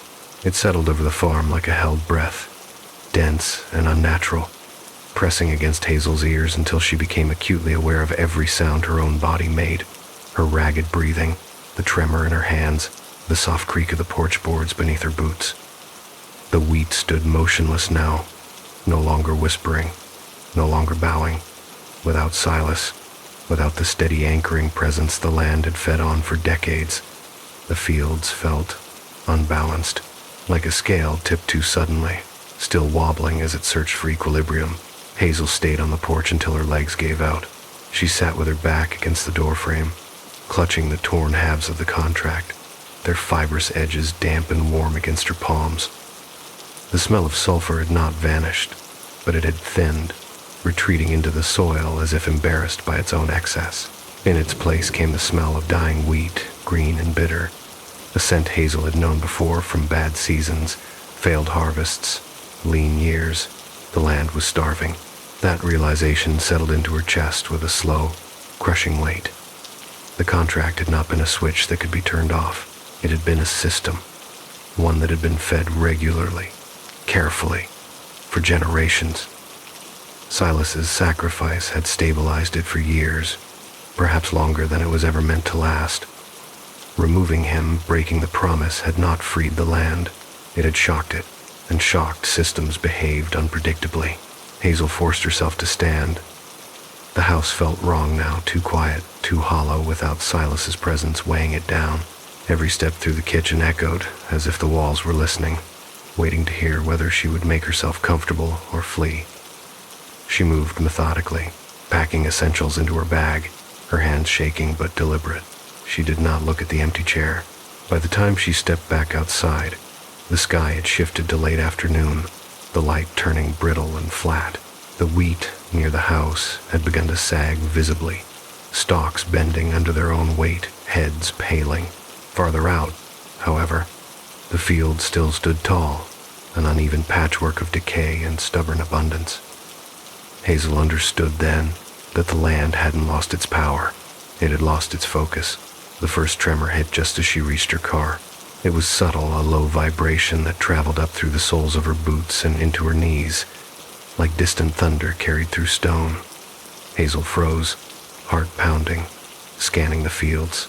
The ground rippled in places, soil rising and settling in slow waves, roots shifting beneath the surface with restless impatience. She backed away from the car. The earth cracked open several yards away, not violently but insistently, a narrow fissure forming and then sealing again, as if testing itself. Hazel's breath came fast and shallow. "You already took him," she whispered, unsure who she was addressing. "There's nothing left." The land answered by shifting closer. Hazel ran. She didn't head for the road. She ran toward the center of the fields, toward the place where the wheat still stood tallest, where the soil had always been darkest and richest. The ground pulled at her boots, reluctant but not yet hostile, as if curious about her choice. At the heart of the field, Hazel dropped to her knees and pressed her palms into the earth. The soil was warm there, not hot, alive. She closed her eyes and breathed, letting the sensations flood in the weight of the ground, the slow circulation beneath it, the immense, impersonal hunger that had shaped generations of farmers into keepers and sacrifices. Hazel felt it now, clearly, stripped of superstition and ritual. The land did not want blood. It wanted continuity. Silas had fed it with life because that was what he had believed it required. The men before him had done the same. It had never occurred to them that the bargain might be renegotiated, not because the land was evil, but because it was ancient, conservative, slow to adapt. Hazel pulled the torn contract from her bag. The halves pulsed faintly in her hands, reacting to proximity, edges curling toward the soil like roots seeking purchase. She held them out and spoke aloud, her voice shaking but firm.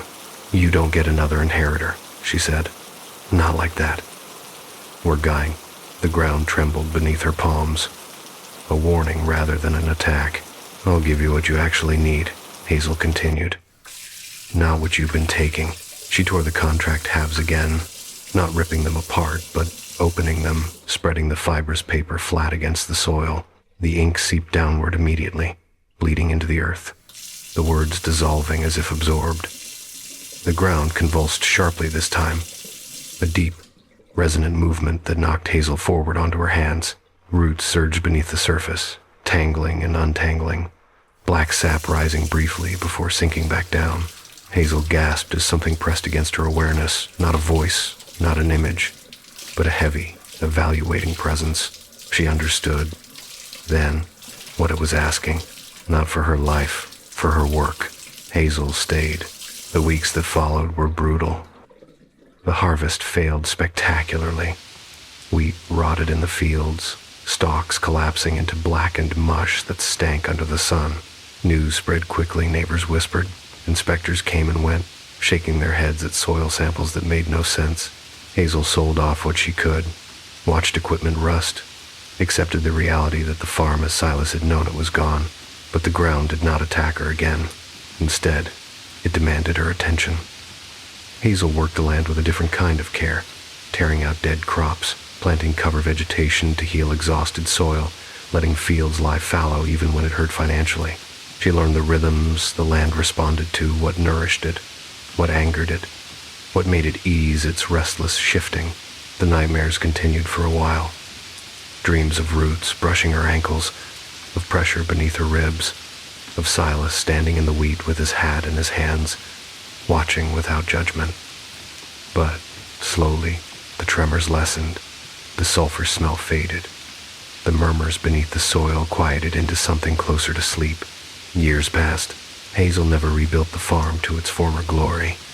It would never again be the most productive field in the county. That was the price. But it survived. It stabilized. Crops grew modestly, honestly, subject to drought and weather like any other land. The contract, or what remained of it, was gone, absorbed, transformed into something that no longer demanded a human anchor. Still, Hazel felt the ground watch her.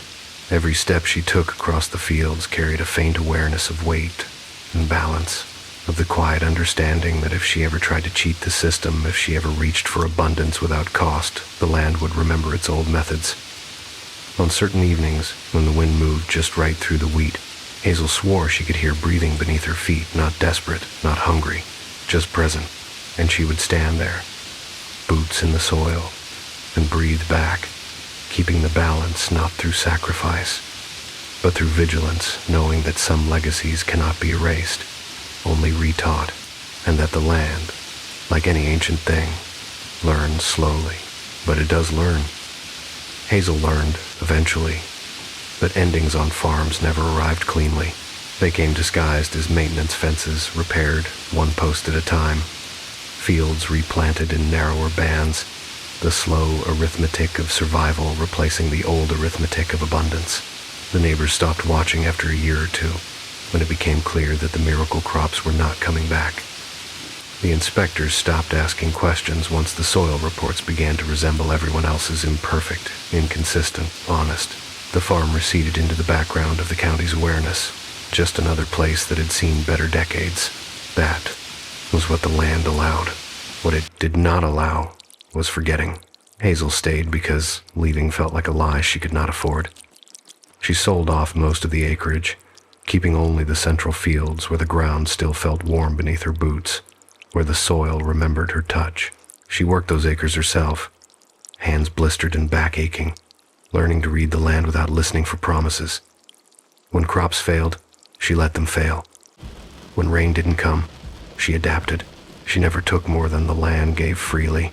Still, the ground watched. She felt it most clearly at night, when the house settled into silence and the wind moved through the remaining wheat with a low, steady hush.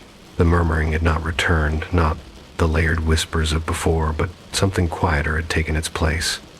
A pressure, an awareness, as if the land were keeping track of her breathing, the way it once had tracked Silas's, adjusting itself around her presence. Hazel told herself that was imagination. She told herself many things. The dreams were harder to dismiss.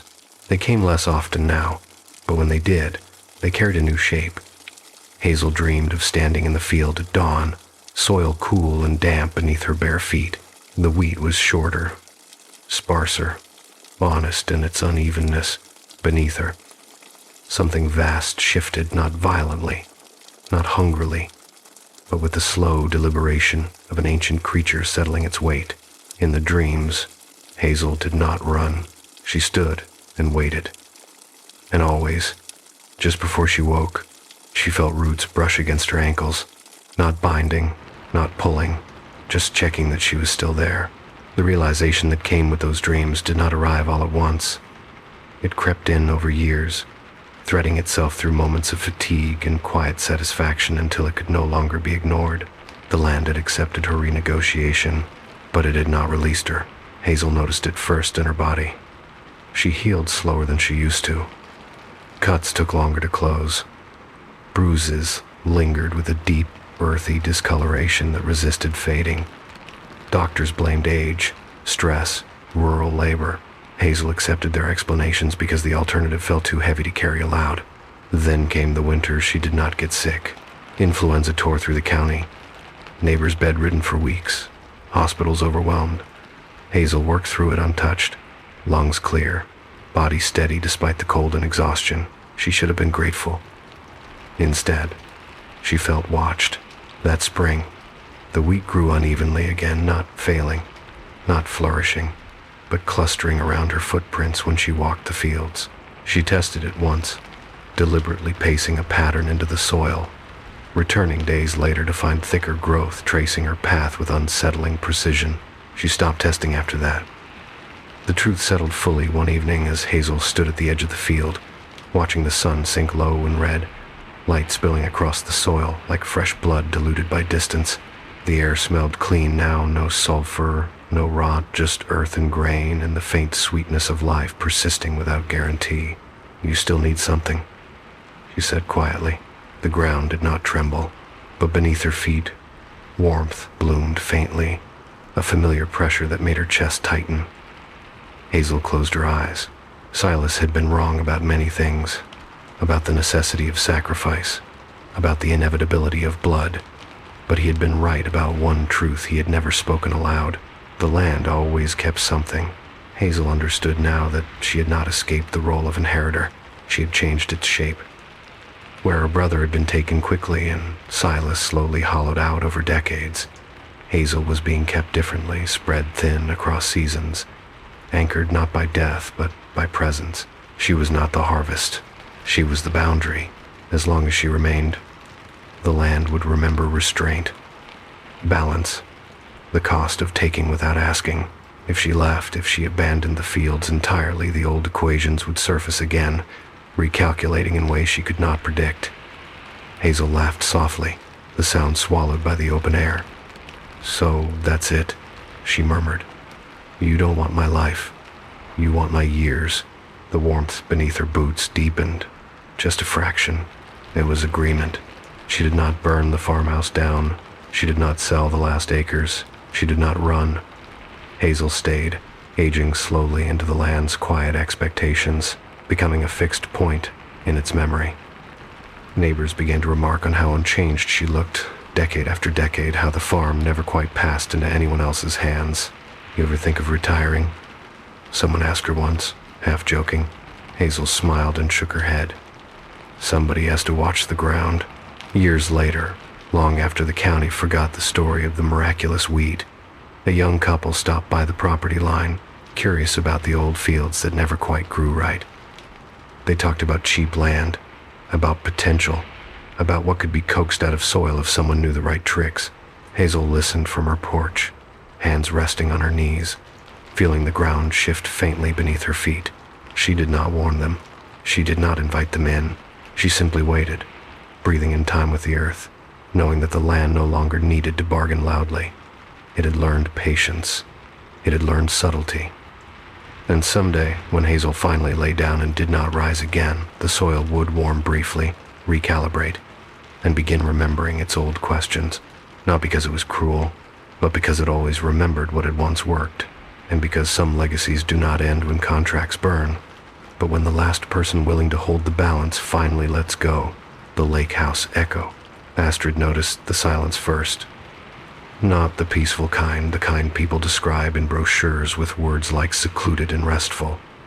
This silence felt structured, as if something had been carefully removed rather than naturally absent. The lake lay still beyond the cabin's wide windows, its surface smooth enough to reflect the pale Oregon sky like a sheet of dark glass. No ripples, no birds. Even the trees along the shoreline seemed hesitant, their branches frozen mid-reach. Astrid stood just inside the doorway, with her bag still slung over one shoulder, listening. Nothing answered her. The cabin smelled faintly of pine cleaner and old wood, a combination that made her chest tighten unexpectedly. It reminded her of borrowed spaces, places no one stayed long enough to leave a real imprint. She set her bag down slowly, as if sudden movement might disturb something delicate, and took a few steps inside. The floor creaked beneath her boots. She froze. The sound echoed too cleanly, bouncing once off the walls and then stopping as if absorbed by something soft. Astrid waited, breath held, expecting a delayed response, another creak, a settling groan. Anything to confirm the house was just a house. Nothing came. She exhaled and forced herself to move again. The main room was small, but thoughtfully arranged. A couch facing the lake, a stone fireplace, shelves lined with books whose spines had faded into anonymity. Someone had wanted this place to feel inhabited without ever truly being lived in. Astrid crossed to the windows and looked out over the water. The lake was closer than she'd expected. It pressed right up to the tree line, dark water lapping quietly against the rocks as if practicing restraint. Astrid felt a familiar tightening in her throat, a reflex she had never quite managed to unlearn. Water always did that to her, now made her body prepare for something her mind refused to name. "You're safe," she whispered, more habit than belief. She turned away from the window and went to unpack. It happened with the second sweater. Astrid opened the wardrobe, the hinges sighing softly, and reached for the neatly folded clothes she'd packed that morning. The first sweater was fine, dry, warm. The second one, lifted free from the stack, was soaked. Cold water dripped steadily from the hem, splashing softly onto the wooden floor. The fabric clung to her fingers, heavy and slick, carrying the unmistakable smell of lake water, metallic, faintly sweet, alive. Astrid stared at it, heart pounding. She hadn't been near the lake yet. Slowly, deliberately, she set the sweater down in the sink and turned on the light above it. The water dripping from the fabric pooled briefly before running clear down the drain. The sweater itself, however, did not dry.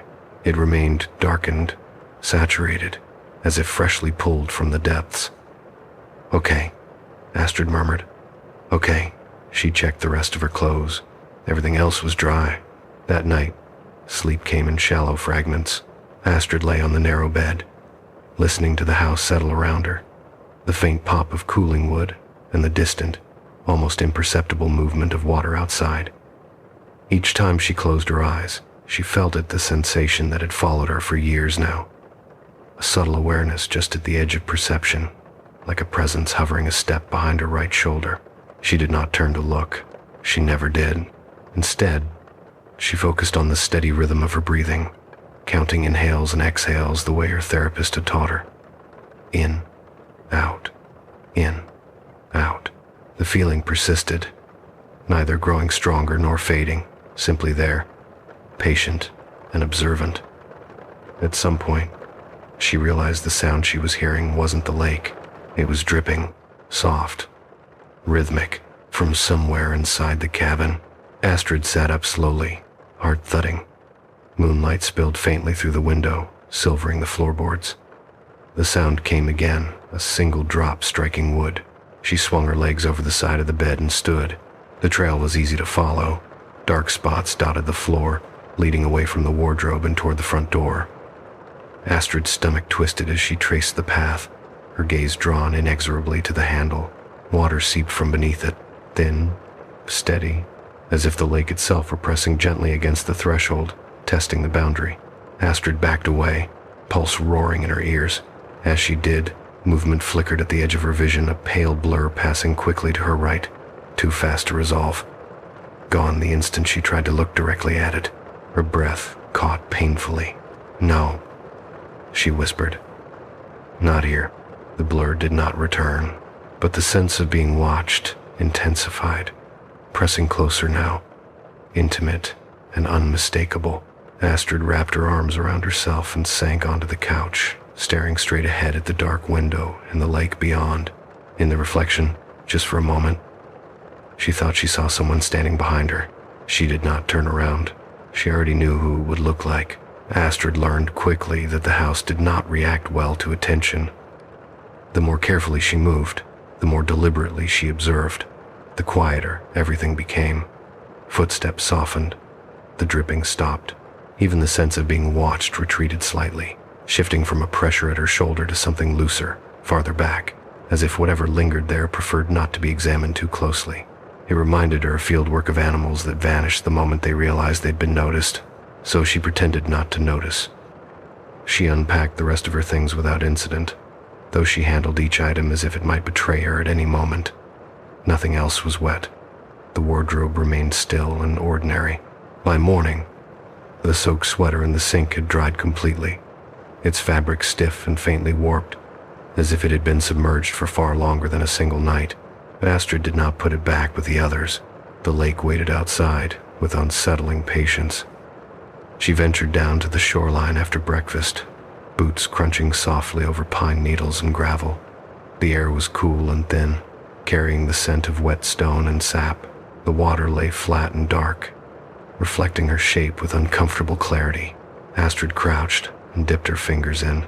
The cold bit immediately, sharp and intimate, racing up her arm before she pulled back with a sharp intake of breath. The surface barely rippled in response, the disturbance smoothing itself out almost instantly. Too quickly, she straightened, wiping her hand on her jeans, and that was when she felt it again, the familiar pull at her right side. Not a shove, not a grab, just a subtle redirection, as if the space around her had shifted its expectations. She turned her head slowly.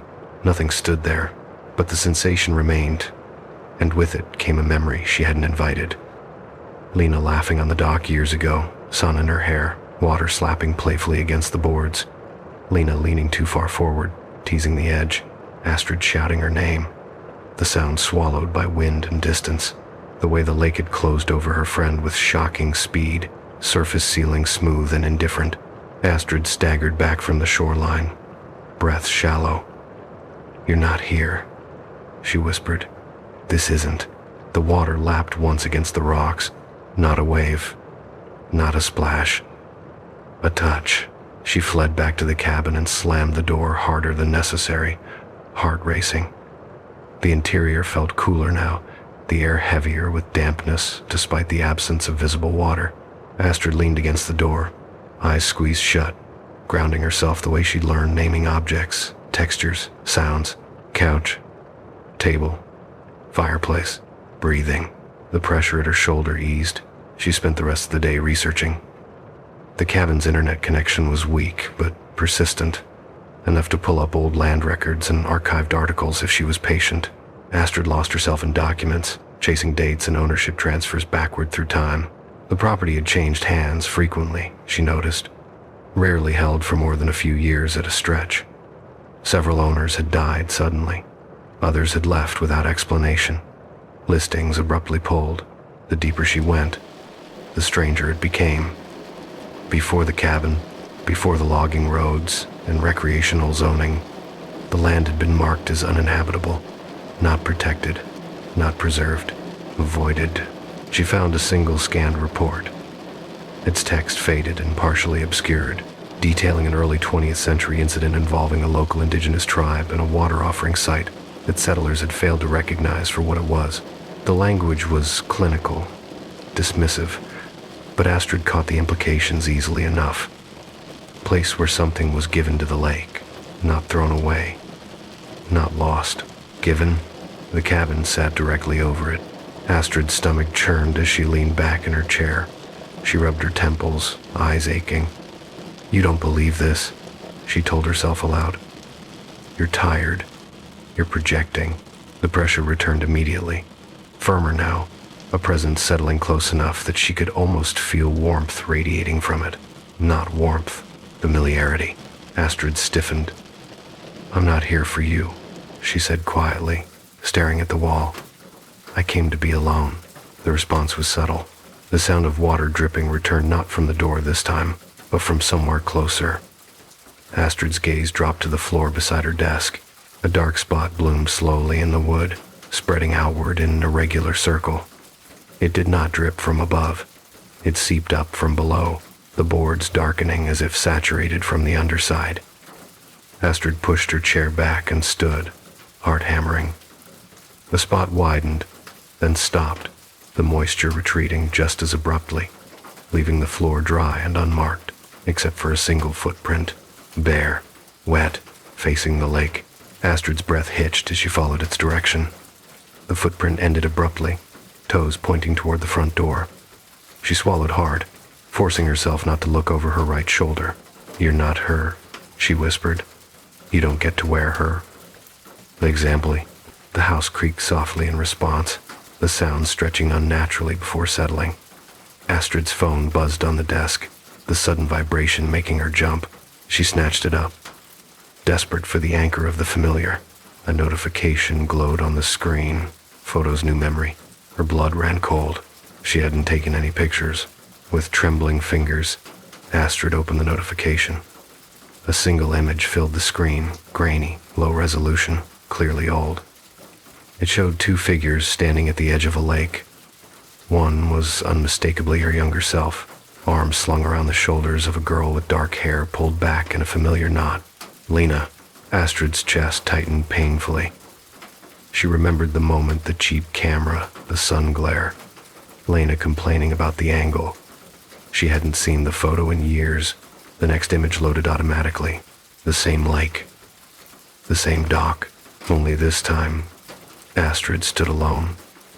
In the water behind her, just beneath the surface, a pale shape hovered indistinct, blurred by motion and reflection. Astrid's pulse roared in her ears as she stared at the screen, the pressure at her shoulder intensifying until it felt like a hand resting there, gentle but unyielding. A final image appeared. The dock. Empty. The water perfectly still. Astrid dropped the phone as if it had burned her. It hit the floor with a dull clatter, screen still lit. The sense of presence surged, filling the room, no longer content to linger at the edges of her perception. Astrid backed away slowly, shaking her head. "This isn't you," she whispered desperately. Lena wouldn't. The whisper came then. Not from the room, not from behind her, but from everywhere at once, carried on the faint sound of lapping water and pressed directly into her thoughts with devastating clarity. "I don't like being alone." Astrid's knees buckled, and she sank onto the floor, tears streaming down her face as the truth finally took shape, not as a revelation, but as a quiet, unbearable certainty. Whatever had taken Lena had learned her voice, and I was tired of waiting. Astrid did not answer the voice. She sat on the cabin floor with her back against the wall, knees pulled tight to her chest, listening to the echo of the words reverberate through her body long after the sound itself had faded. "I don't like being alone." The sentence carried no threat. That, more than anything, terrified her. It was not a demand. It was a statement of fact, spoken with the calm certainty of something that had already adjusted to disappointment. Her phone lay face up on the floor a few feet away, the screen still glowing faintly with the last image. Empty dock, unbroken water. Astrid didn't touch it. She was afraid that if she did, the pictures would change again, rearranging themselves to show her something closer to the present. She pressed her palm flat against the wood beside her and pushed herself upright slowly, muscles trembling. The cabin felt different now. Not colder, not darker, closer. The walls seemed to lean inward by a fraction, the air thickening with dampness that clung to her skin like a second layer. Lena wouldn't say that, Astrid whispered hoarsely. She hated being needed. The pressure at her right side shifted, drawing nearer, intimate enough that Astrid felt the urge to lean away. She forced herself to stay still. To react would be to acknowledge, and acknowledging, she sensed, was exactly what the house and whatever waited beyond it wanted. She spent the afternoon fighting small, exhausting battles. Every time she poured herself a glass of water, condensation bloomed instantly on the outside, cold droplets sliding down her fingers as if the liquid inside were colder than it should have been. When she wiped the counter, her cloth came away damp and smelling faintly of lake water. The bathroom mirror fogged over despite the absence of steam, her reflection blurring and reforming in ways that made her heart race. Once, passing the hallway, she glimpsed movement again at the edge of her vision, a pale streak darting past on her right, quick and deliberate. This time, she caught more detail. The suggestion of wet hair clinging to a neck, the outline of a shoulder that bent at an angle no living body would choose. Astrid squeezed her eyes shut and counted backward from 100 until the sensation retreated. She did not go outside again. As dusk settled, the lake darkened from reflective glass to something denser, absorbing what little light remained. The waterline crept closer to the cabin steps, not rising noticeably, but presenting itself more insistently. Astrid watched from the window, arms wrapped tightly around herself. "Stop," she murmured. "I know what you're doing." The water did not react. Instead, the memories returned. Not in flashes this time, but in long, unbroken stretches that played out with cruel clarity. Astrid remembered the sound Lena had made when she slipped the surprised laugh that turned into a sharp inhale. The way Astrid had hesitated, calculating angles and distances instead of moving immediately. The cold shock on her hands when she finally reached the edge of the dock, fingers brushing water that felt impossibly deep. She had told herself for years that she couldn't have saved her. The lake had never contradicted that. Now, sitting in the cabin built over its old offering site, Astrid felt the weight of that silence settle heavily around her. Whatever dwelled beneath the surface had watched the moment unfold, had learned from it, had learned her. Night fell fully. The whispering began again, not the layered murmur from before, but a single, low sound that threaded through the cabin like a current. Astrid followed it reluctantly, drawn despite herself, until she found its source, the bathroom. She stood in the doorway, heart pounding, staring at the bathtub. Water filled it to the brim, dark and still, reflecting the dim overhead light. Astrid knew she hadn't run the tap. She knew she would have heard it. Slowly, she stepped closer. The surface rippled faintly, as if responding to her proximity. Astrid leaned over the tub, gripping the porcelain edge hard enough to make her knuckles ache. The water was clear enough to show the bottom, yet somehow too dark to see through properly. Depth folding in on itself, her reflection stared back at her pale, eyes rimmed with red, hair pulled back tightly. For a heartbeat, it remained her own. Then another face drifted into view beside it. Lena's, not bloated, not damaged. Just as Astrid remembered her, features relaxed, eyes closed as if asleep. Wet hair floated gently around her face, moving in slow, hypnotic currents. Astrid's breath caught painfully. "Lena," she whispered, the name tearing free before she could stop it. Lena's eyes opened. They were wrong, not clouded, not empty, but too clear, reflecting light from angles that did not exist. Her mouth curved into a faint smile, and when she spoke, the sound came from the water itself, vibrating through Astrid's hands and up her arms. "You stayed," the voice said. Astrid stumbled back, gasping, nearly slipping on the damp floor. "You're not her," she choked. "You're using her." The smile in the water did not fade. "Borrowing," the voice corrected gently. She offered herself. Astrid's stomach lurched. "That's a lie." "But he find." The water rippled more strongly now, small waves lapping against the tub's edge. She was lonely.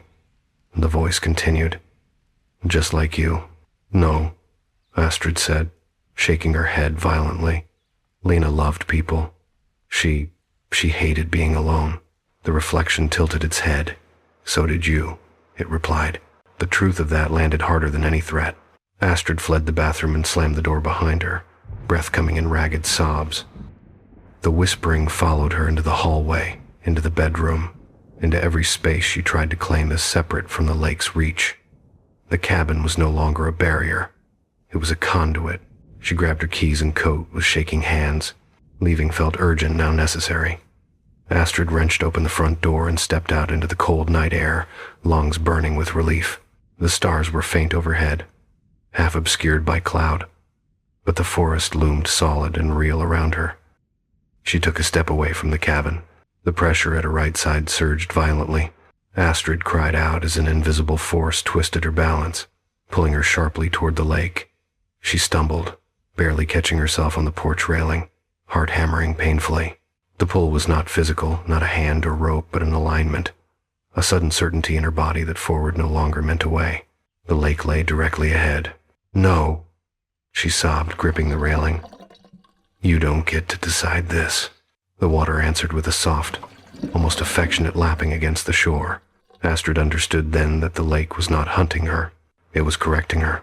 For years, she had orbited the absence Lena left behind, her life bending subtly around the gravity of that loss. She had come here seeking quiet, but the lake did not recognize that intention. It recognized only imbalance, and Astrid, tethered so tightly to the memory of her friend, registered as incomplete. The pull strengthened. Astrid's feet slid forward despite her resistance, boots scraping against the wood. She screamed, fingers digging into the railing until splinters bit into her skin. The cabin groaned behind her, boards creaking as if straining to hold her back. You won't be alone anymore, the voice promised. Softer now, closer. Neither will she. Astrid sobbed openly, tears blurring her vision as the truth finally crystallized. This was not punishment. It was not vengeance. It was companionship. The lake did not kill out of cruelty. It kept. It gathered those who lingered too long at its edges, those whose grief pulled them halfway under already. It offered an end to the constant effort of staying afloat.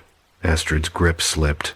She felt herself tipping forward, body obeying a logic she could no longer override. The night air rushed past her ears, replaced instantly by cold, sharp, intimate, all-encompassing. She hit the water with a gasp. The shock stole her breath immediately, cold knifing into her chest and limbs. She flailed instinctively, panic surging as the surface closed smoothly over her head. Darkness enveloped her, thick and immediate. Then, warmth, not heat, not comfort in any human sense, but a steady, enveloping presence that pressed close from all sides, holding her weight, easing the frantic burn in her lungs. The struggle drained out of her as the water supported her effortlessly, cradling rather than crushing. In the dim, filtered light beneath the surface, Astrid saw her. Lena hovered a few feet away, her form more distinct now, hair drifting gently, eyes soft and familiar. She reached out, fingers brushing Astrid's wrist with a tenderness that broke something open in her chest. It's quieter here, Lena's voice whispered, not through sound but through sensation. You don't have to keep treading water. Astrid's heart pounded wildly, then slowed. The panic ebbed, replaced by a profound exhaustion that seeped into her bones. She felt herself sinking, not downward, but inward, the sharp edges of fear smoothing away as the water pressed close, consistent and inescapable.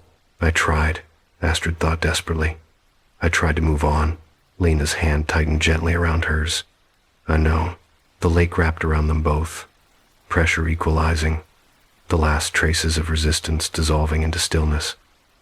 Astrid's heartbeat thundered, once, twice, then faltered, the rhythm breaking apart into something slower, softer, until it stopped altogether. Above, the lake's surface smoothed itself into perfect calm. The cabin lights flickered once, then went dark. By morning, the house stood empty again, its doors closed, its floors dry. The lake reflected the pale sky without ripple or disturbance. A pair of ducks skimmed across its surface, leaving brief, fading trails. Beneath the water, where the old offering site rested in silence, two shapes drifted together, no longer separate, no longer struggling, and the lake, satisfied for now, settled back into watchful stillness, waiting patiently for the next echo that wandered too close to its edge. Morning came without ceremony. Light slid across the lake in a pale, diluted wash, turning the water from black to slate to something almost inviting. The surface lay perfectly still, unbroken by ripples or wind, reflecting the trees and sky with careful precision, as if determined to give nothing away. From a distance, the cabin looked exactly as it had the day Astrid arrived, quiet, orderly, a place that suggested rest rather than absence. No one would have guessed it was empty. Inside, the air had lost its damp weight. The faint smell of lake water was gone, replaced by pine cleaner and old wood once more. The floorboards were dry. The wardrobe stood open, Astrid's clothes neatly folded inside every item bone dry, including the sweater that had once dripped onto the floor. The bathroom mirror reflected nothing but the empty room behind it. Only the bathtub remained full. The water sat motionless to the brim, dark and clear, reflecting the overhead light with unnatural clarity. If anyone had leaned close enough, they might have noticed faint disturbances just beneath the surface, subtle, shifting patterns that never quite broke through. The cabin did not advertise what it had taken. By late morning, a ranger's truck rolled slowly along the gravel road, crunching to a stop near the property line. A man stepped out, clipboard tucked under his arm, eyes scanning the area with practiced detachment. He'd been sent to check on a no-show, a routine welfare visit after a missed checkout time. He knocked once, then again. No answer. The ranger tried the door. It opened easily. "Hello?" he called, stepping inside. Silence answered him, thick but not threatening. He moved through the cabin methodically, noting the untouched bed, the packed bags by the door, the phone left on the floor near the desk. He paused at the window overlooking the lake, frowning slightly. The water was too still. He'd worked around lakes long enough to recognize when something felt off, not dangerous exactly, just intent. He made a note on his clipboard and continued his inspection. When he reached the bathroom, he stopped. The tub was full, not overflowing, not freshly running, just full. The ranger leaned closer, peering into the dark surface. For a brief, disorienting moment, he thought he saw movement, two pale shapes drifting slowly, hair floating like weeds, but when he blinked, the water reflected only his own face, pale and uncertain. He straightened quickly, heart thudding, and drained the tub. The water spiraled down the drain with a low, steady sound that seemed to linger longer than it should have, echoing faintly through the pipes even after the tub was empty. The ranger shook off the unease and finished his report. Probable disappearance, possible drowning. The lake, of course, yielded nothing. Days passed, then weeks. Astrid's name appeared briefly in local news. Another tragic accident. Another reminder to respect wilderness waters. The cabin was closed again, its listing quietly removed, its history folded back into the long ledger of places people didn't stay, but the echo did not fade. On certain evenings, when the light hit the lake just right, hikers reported a strange sensation near the shoreline, a feeling of being watched from the corner of the eye, always from the right. Some claimed they heard splashing when no one was there. Others mentioned finding damp footprints on the rocks, leading toward the water and stopping abruptly.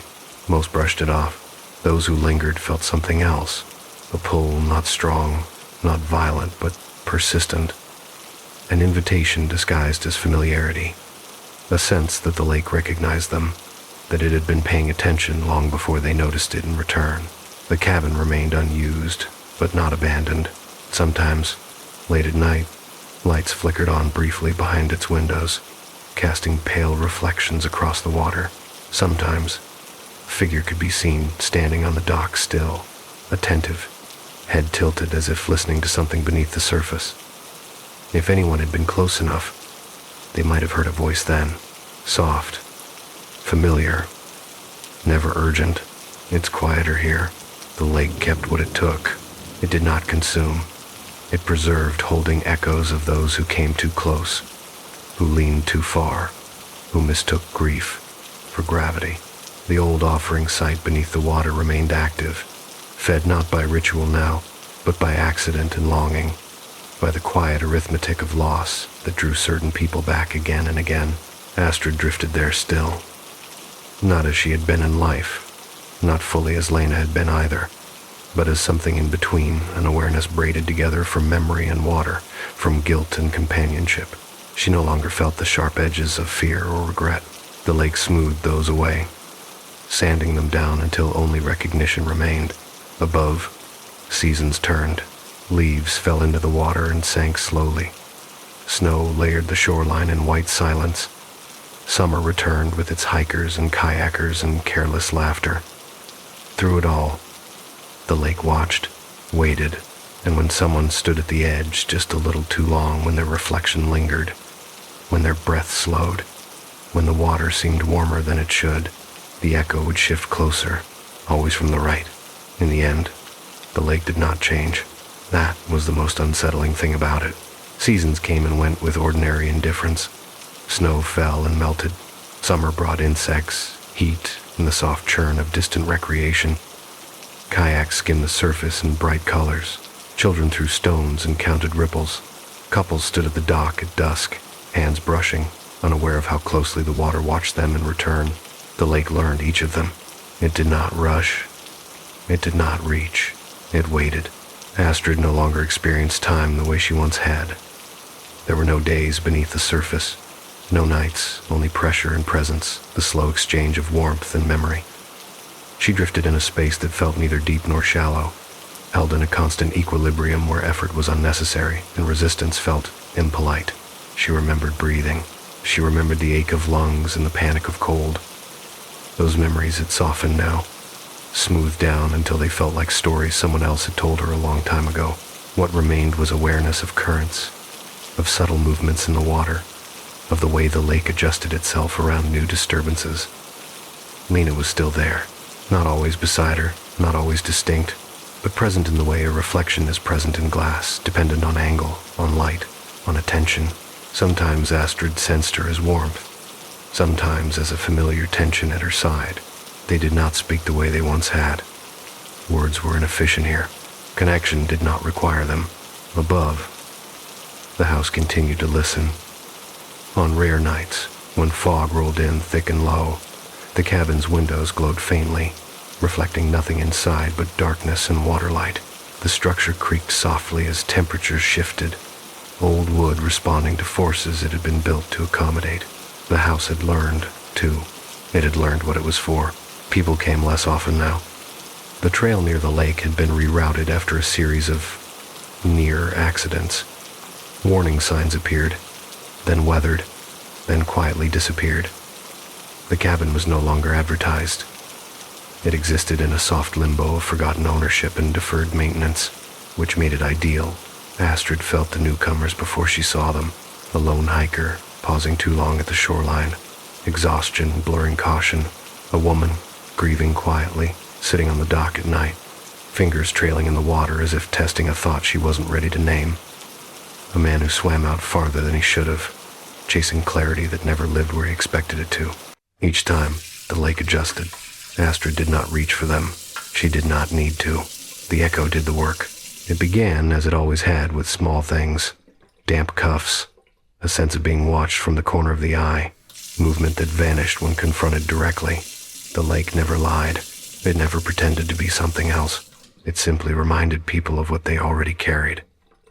Loneliness, guilt, the weight of unfinished conversations. Astrid felt those emotions ripple through the water as newcomers approached the threshold, their internal imbalance registering like pressure changes. Lake did not judge. It recognized. Once, only once, Astrid felt a flicker of resistance from someone at the edge. A woman stood on the dock at dawn, staring into the water with clenched fists, breath shaking. Astrid felt her fear spike sharply, felt the echo move in close, familiar and coaxing. But then the woman stepped back. No, she whispered to herself. Not like this. She left. The lake did not follow. Astrid felt something like surprise ripple outward, then settle. Not anger, not frustration, adaptation. The echo recalibrated, becoming quieter, subtler, refining its approach. The lake had never relied on force. It relied on patience. Years passed. Astrid's sense of self blurred further, her memories thinning at the edges, integrating into the lake's broader awareness. She remembered being human the way one remembers childhood homes, not with pain, but with a distant, aching fondness. She no longer missed breathing. She no longer feared the cold. What she felt, instead, was companionship, diffuse, shared, spread thin across the water and the echoes it held. Sometimes, when the surface was perfectly still, Astrid sensed a reflection, looking back.